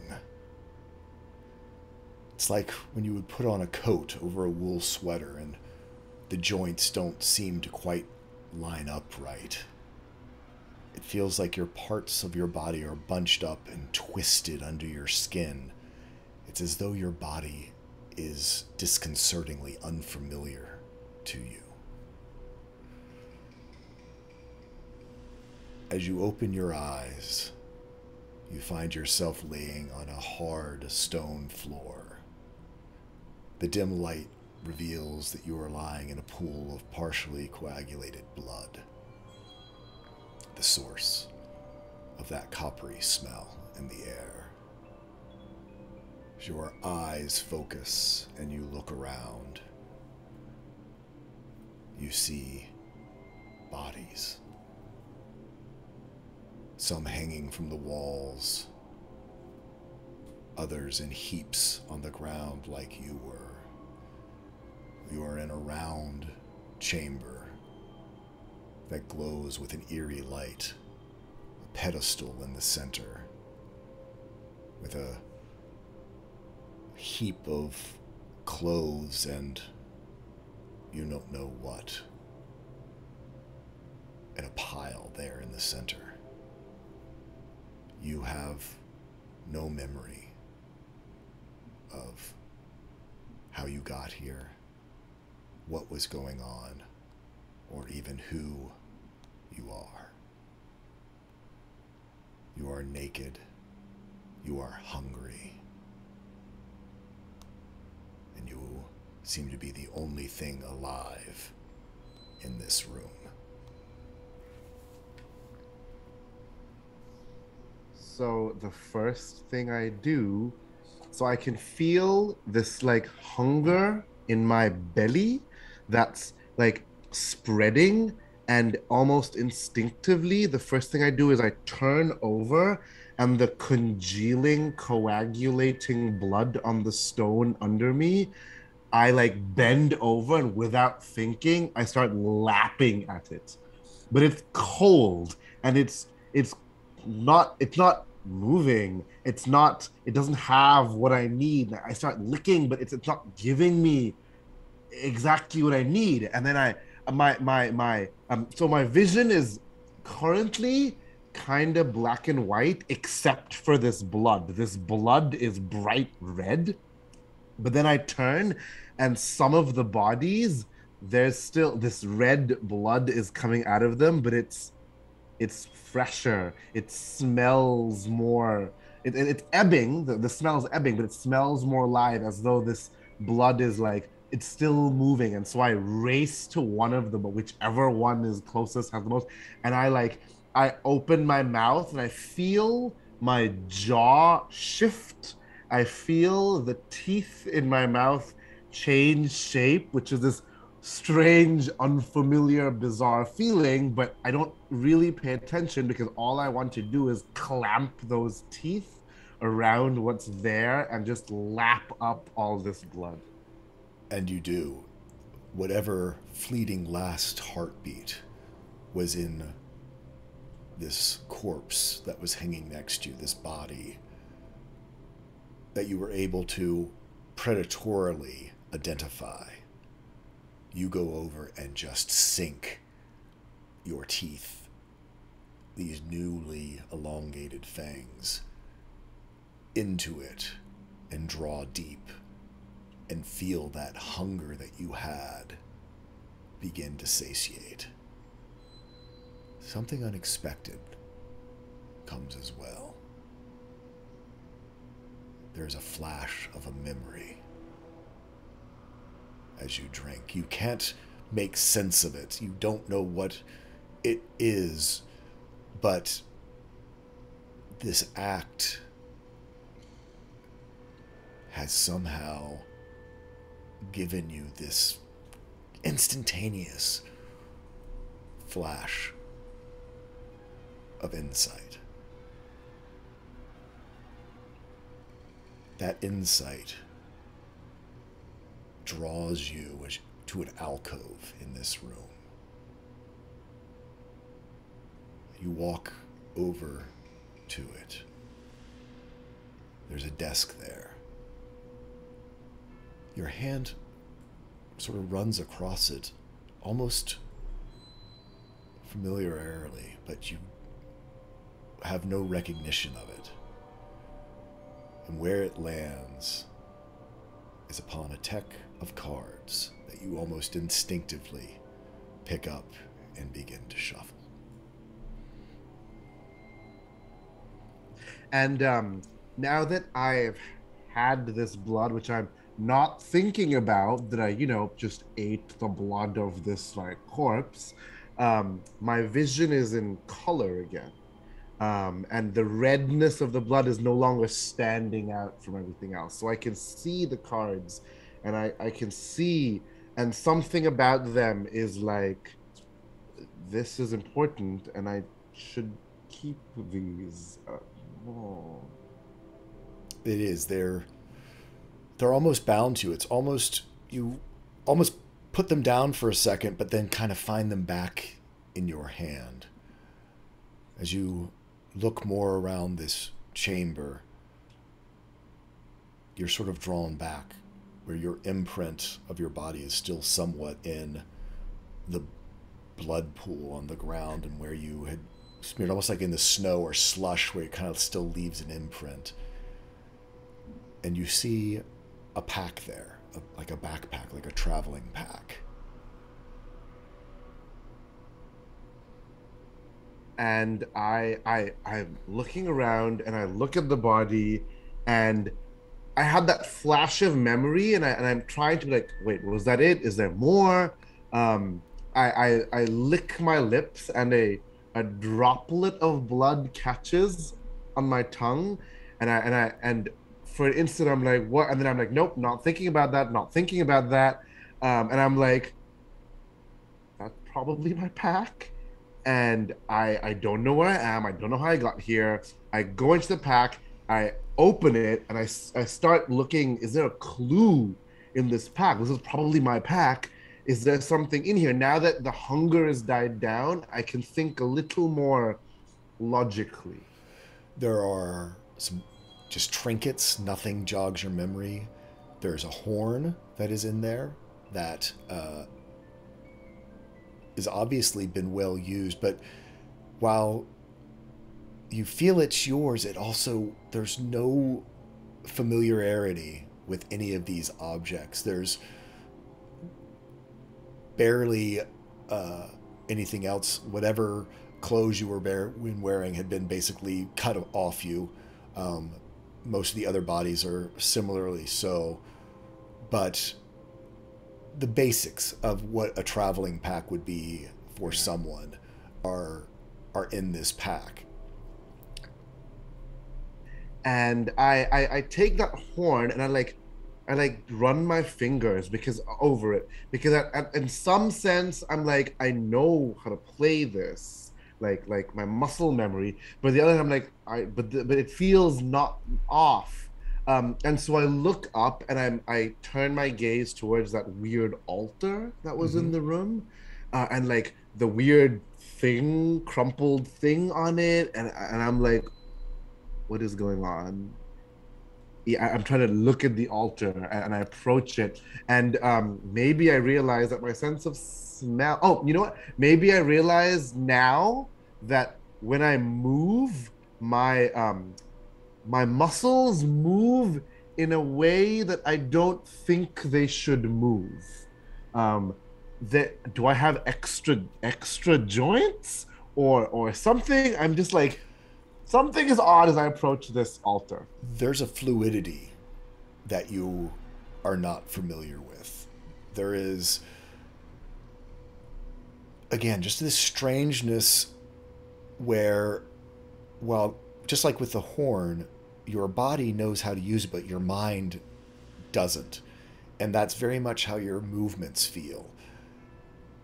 You know how this body all but moves itself, and it feels unfamiliar. As you approach the altar and you look down at this crumpled pile of robes, whatever inhabited it is gone. There is no body, no skeleton, nothing other than this just black robe, fairly nondescript, lying there. And I'm kind of freaking out. I don't know what I'm doing. Why are some things familiar? Why did I just eat this blood? Nope, not thinking about that. And then I realized, you know what? What would center me is if I figure out my name. What is my name? What is my name? I don't know my name. Why don't I know my name? And then I think carved on the altar are these strange like symbols and runes. And I look at them, and some of them I can somewhat decipher, which is weird because I'm like, why can I decipher this strange language? But some of them I can't. And these strange symbols sort of to me look like the runes for J, A, and D. And my mind is like, I'm freaking out. I need to latch on to something. I'm like, Jad. My name is Jad. You know what? My name is Jad. I am Jad. And yes, And I'm like, I repeat that to myself again and again, like, this is who I am. It's almost as you say those words, you catch sight of the door that leads you out of this room and then out of this tower. And you find yourself out in the Sylvan Wasteland. We're going to jump ahead. A month or more has passed, and you're living in a small village, someplace that took you in. There's many sort of outcasts here, and you were just not strange enough to be thrown out. People recognize there's something weird about you, but there's something weird about most everyone here.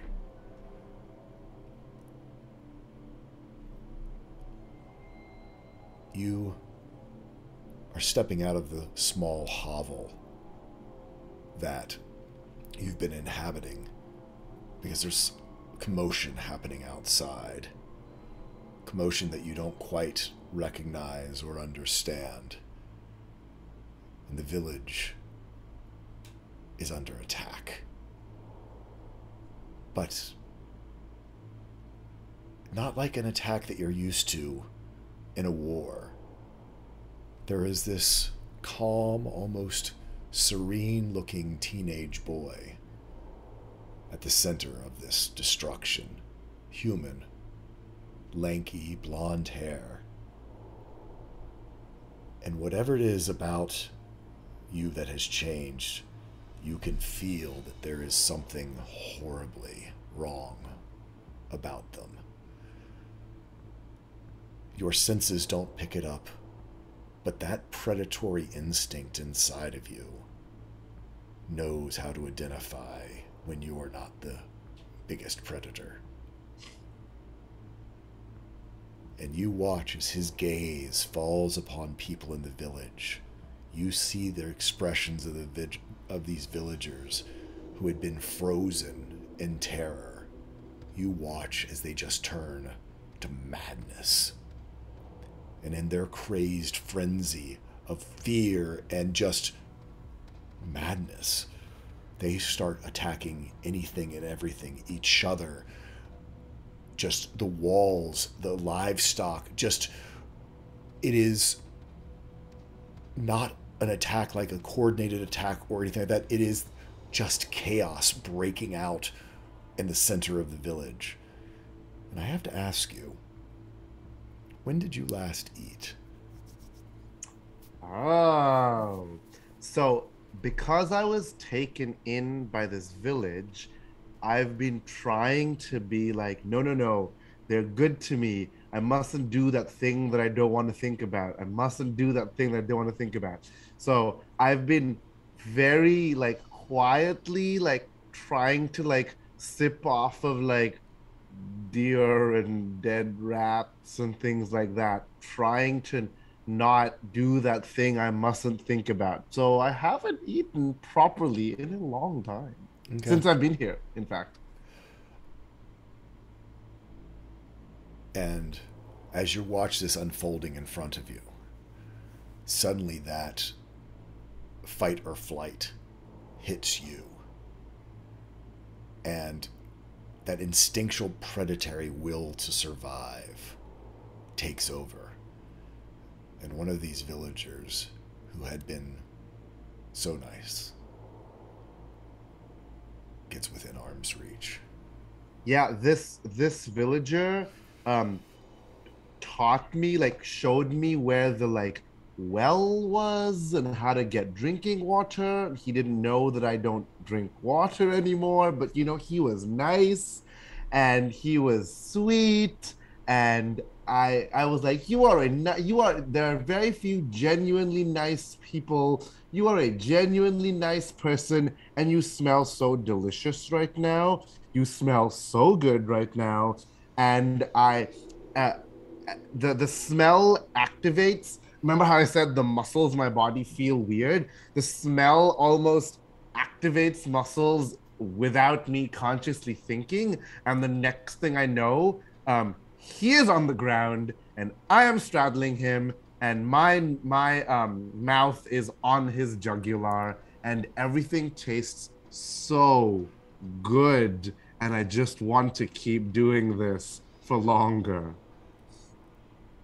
And that fight between wanting this to last forever and to savor every morsel, and that fight or flight takes over, and with a voracious rip, you rip out his throat and find yourself quickly up to your elbows in his chest cavity, just feasting to then give you the strength to run, because that is what every predatory piece of you is telling you, is you have to get away from whatever that thing is in the village. You have to get away, and you run like you've never run before, up trees, across cliff sides. Yeah. Go ahead. That blood, because every time I taste blood, it seems to spark a memory. So as I'm tasting that blood and that flight or fight's hitting me, there's a distant echo of a memory of a voice. Whose voice is it? Is it my voice? Is someone really close to me? But there's a voice, a cold voice saying, I owe you nothing. My first instinct is for myself. My second instinct is for myself. And my third instinct is for myself. I will preserve myself through any means necessary. And that memory mixes with like the predatory instinct, which is like go, and I'm like, oh my god, I better, and it's echoing almost like a chant in your head as you run and you get away. And eventually that sort of fugue state that you were in subsides. You're not quite sure how much time has passed, but you begin following a road, because it seems everyone that you bump into is heading the same direction, towards this light, this beacon high on the plateau. And you hear about this way station, about this place of sanctuary. And once again, trying to keep a low profile, since in the village you deny yourself, and you find yourself outside of this way station, and you sense within a flood of memories of the people who are gathered in this way station, and your vampiric side hears dun-dun, dun-dun, dozens of hearts. Almost without thinking, your feet move into the camp and start taking you into this place of refuge. Rakesh, a newcomer catches your eye as they enter into the camp, and your heart leaps. It's Dalvin, your scribe brother and fellow acolyte from the Grotto. He looks pale and undernourished, but alive, and he's here.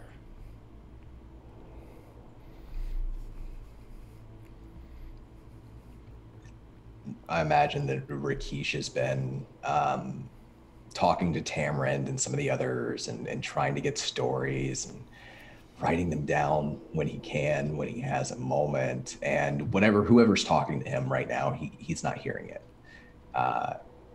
He's not looking at them, and I'm sure it's obvious to whomever it is too. And he just sort of waves his hand and says, "I'm sorry, I'll have to. Let's finish this in a moment. Excuse me, please. I'll be right back."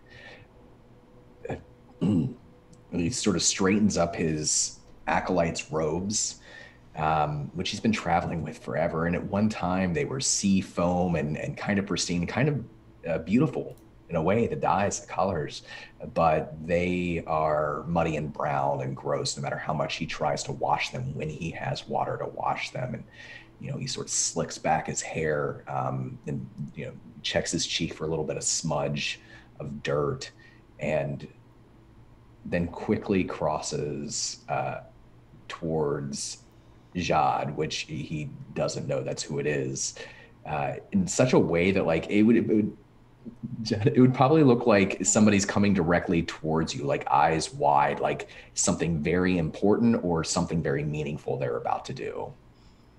But he's beelining towards you. Perfect. So the first, like, your heart is racing, right? Because you saw someone that you recognize. I can hear that. And that's tempting. So I see you, and you're coming towards me, and another whisper of memory comes to my head, which is like, get to know them. They may be useful. That is always the best strategy for the lesser beings. Again, I don't know where that comes from. Who's that from? Did I read it somewhere? I don't know.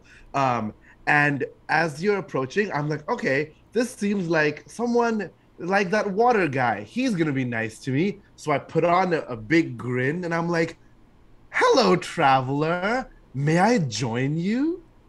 And I don't give any sign that I recognize you at all. So that probably stops him immediately, because that's not the reaction he was expecting. And so he stops and he sort of looks around as though maybe he can't trust someone else here. Maybe there's something that he knows that Rakesh doesn't know.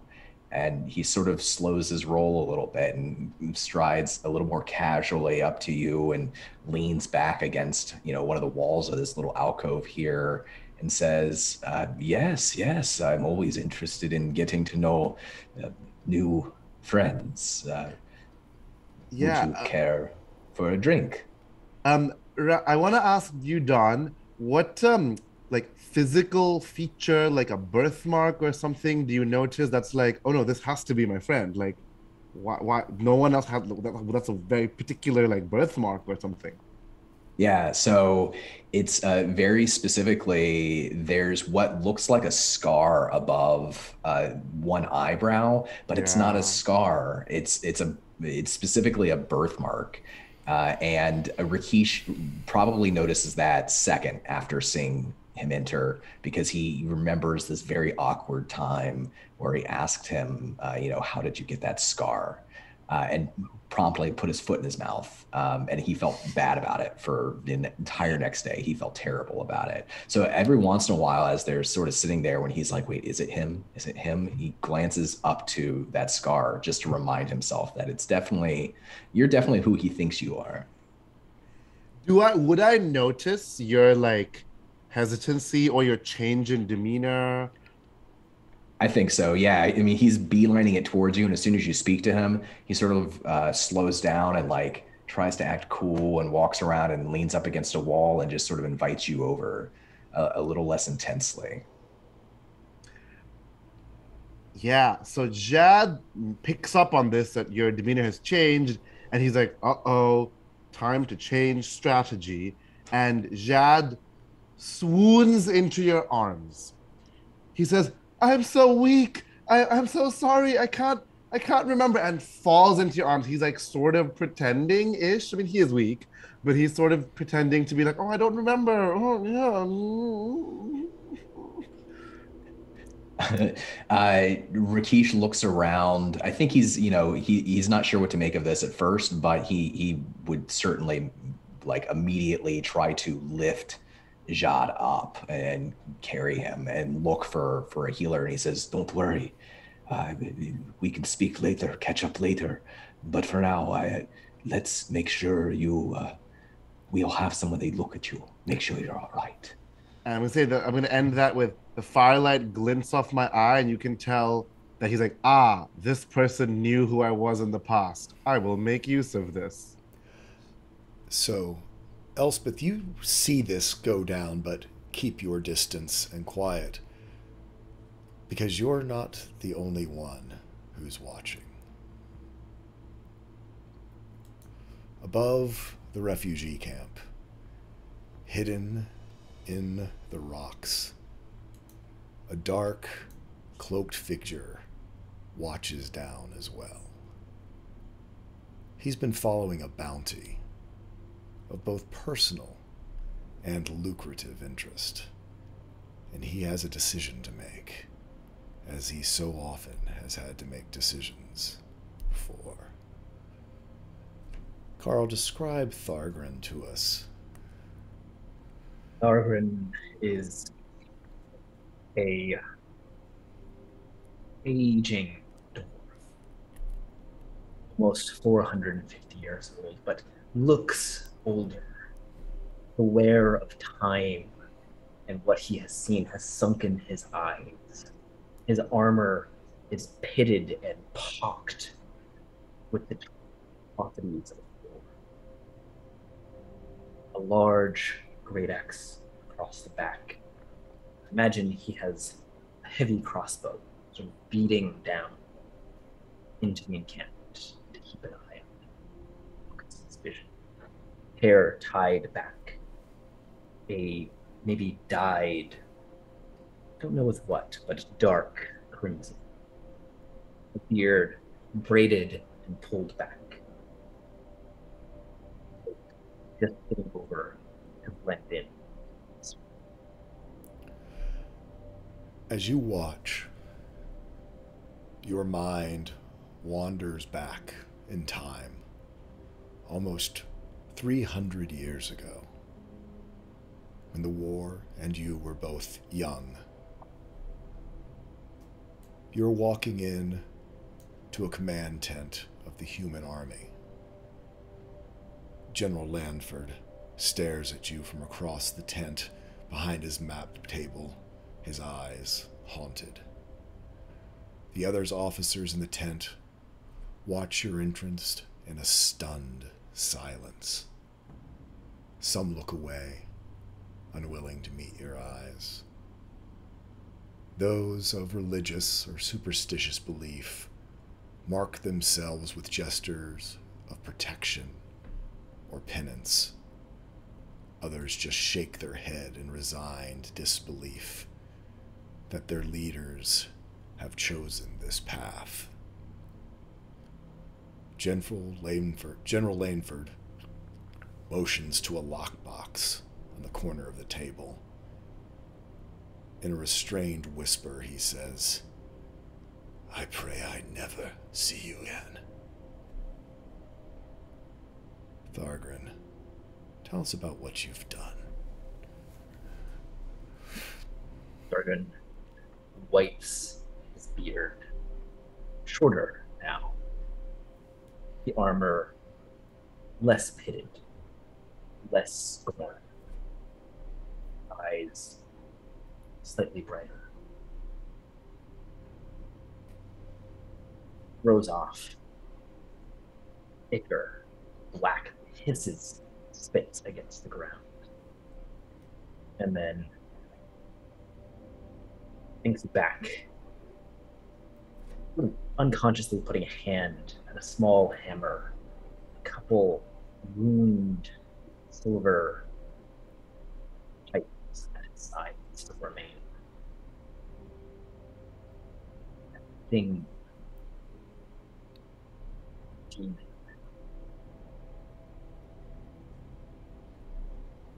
A pounding of the hammer into the hands. Legs, the creature on this wellspring of divine essence, chaos, keeping it our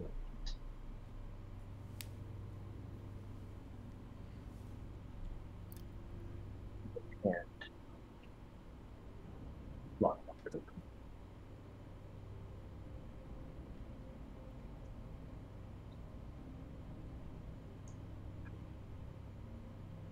pleasure, as always. We will see each other again.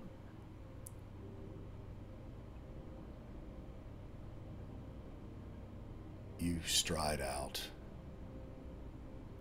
knowing that the crucifixion of a demon upon a wellspring of the divine, truly one of the most precious things left in this world, where the pantheon has retreated and divine magic is waiting, is beyond sacrilege.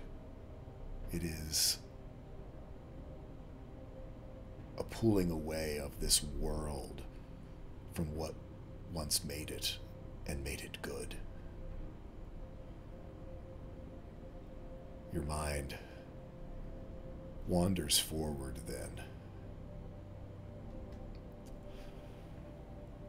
past a string of reputation building jobs like this one, again and again, doing the unthinkable, breaking the sieges in ways no one would ever dare to just a scant 20 years ago, and another bounty, the most challenging and difficult of your long career. The Archmage Gralvant, an acquaintance of yours, and almost as notorious as yourself, had need of a very specific individual. They were to be acquired alive from deep behind enemy lines, but must be thought to be collateral damage from a much grander operation. As with all your jobs, its execution was strategic, bloody, and unthinkable. You delivered the bounty alive, as promised, with no trail or even a thought of the bounty having survived, much less being a target of the operation. Gralvant greets you. Ah, Thorgrin. Always to be counted on to be efficient and exacting with the details, no matter the cost. Come in. Let me show you what I'm cooking up. Sell to our friends on both sides. Much more looking like he does modern time. Sunken eyes, pitted, hard, gentle. He pulls behind him a figure on chains, pushing them to the ground. And see what you have this time. Inside of Gralvant's tower, you feel a familiar jump in the surroundings and in time itself. Your mind recognizes the telltale residual effects of an extended time stop spell. Not unexpected, and something you had anticipated long before getting within miles of Gralvant's tower. As you come out of it, Gralvant offers an apology. Forgive me, but I must keep some of my secrets. You understand, of course. You find yourself on a balcony, looking into a circular 3-story chamber. Above you, no longer in your possession, hangs your bounty, suspended by chains. On the floor below, surrounded by runes and sigils, a blue gem the size of a goose egg in the shape of a tear. Between the two, almost straight across from you on the balcony, there's a rip in reality. This dark, malevolent, pulsing void of nothingness. You watch as an invisible hand slices into your bounty with a straight razor, and blood begins to flow. The first drop falls. As it passes through this rift hanging in the air, it emerges out the other side, no longer red and healthy, but black and corrupted. As the droplet splashes down on the crystal below, it stains the blue crystal like a bruise. As the second drop hits from that stain, a malignant, parasitic crystal begins to grow, the color of rotten flesh. And with each drop of blood, this tumorous crystal begins to grow a little bit more. And that's when you begin to feel it, Thargrin. A strange, barely perceptible tug on your being like nothing you've ever felt before. In all of the horrible things you've done, nothing has made you feel this way, as though something worse, darker, more malevolent than you was reaching out and grabbing a hold of something inside of you. It fills you with a dread like you've never known. Gralvant just sort of smiles, predatory satisfaction on his face. Just the early stages, but I hope to refine the process into something really special. I think Thargrin tries to keep... He has been in terrible situations. He pulls that dark, scowling face down to hide this pounding inside, this pull of something that he couldn't fathom. And he has done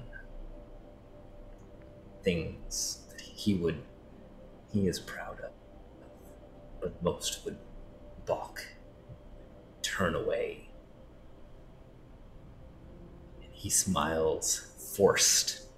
He's not a good liar, but he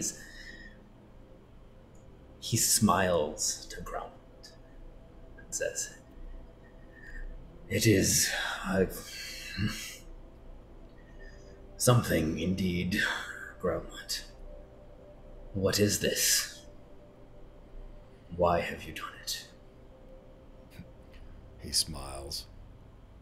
Because I can, and people will pay for it.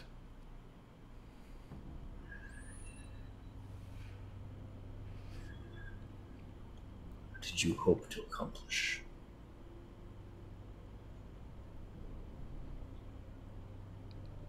Glory. A reputation to have done what's never been done before. He eyes you almost questioningly, so that everyone will know.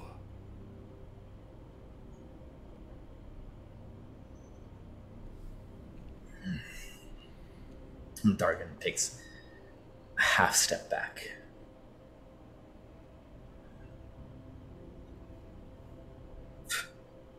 Spits on the ground.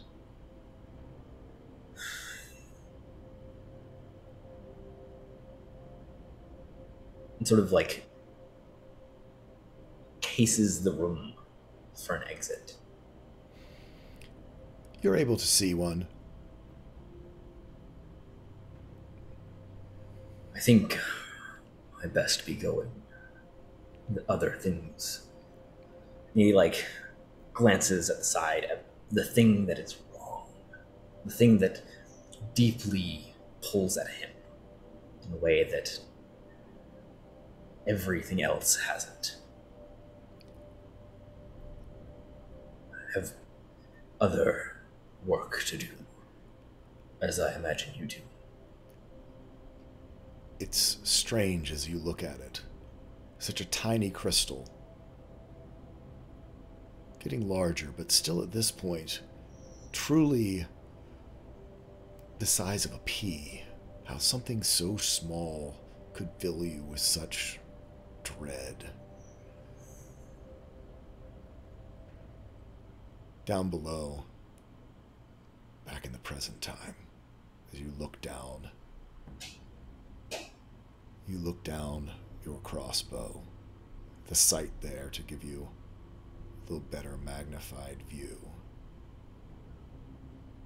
It hits you again, as it has several times in your journey here. Just how much Elspeth looks like her aunt when you took her to that mage tower. And that is where we're going to end tonight's episode.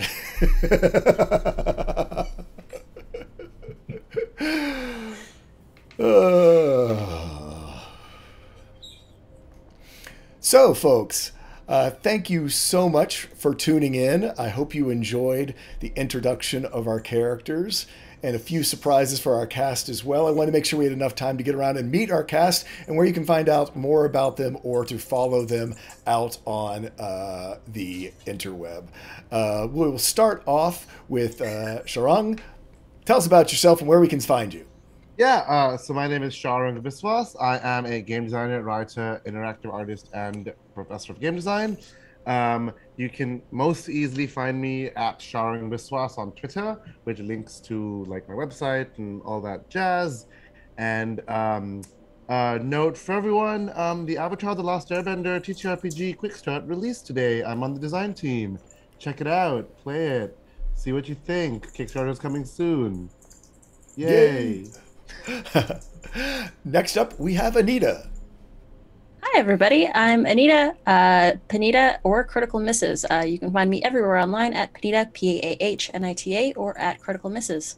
I'm a TTRPG streamer, graphic designer, and a cat mom about the space. So you can find me on the things or on my channel. I'm there usually Mondays for Kingsguard, which is a Roll20 Spotlight D&D game. We've got a couple other things on the pipe. And I also do an interview show on Saturdays with my partner, The Noir Enigma. So yeah, check us out. Awesome.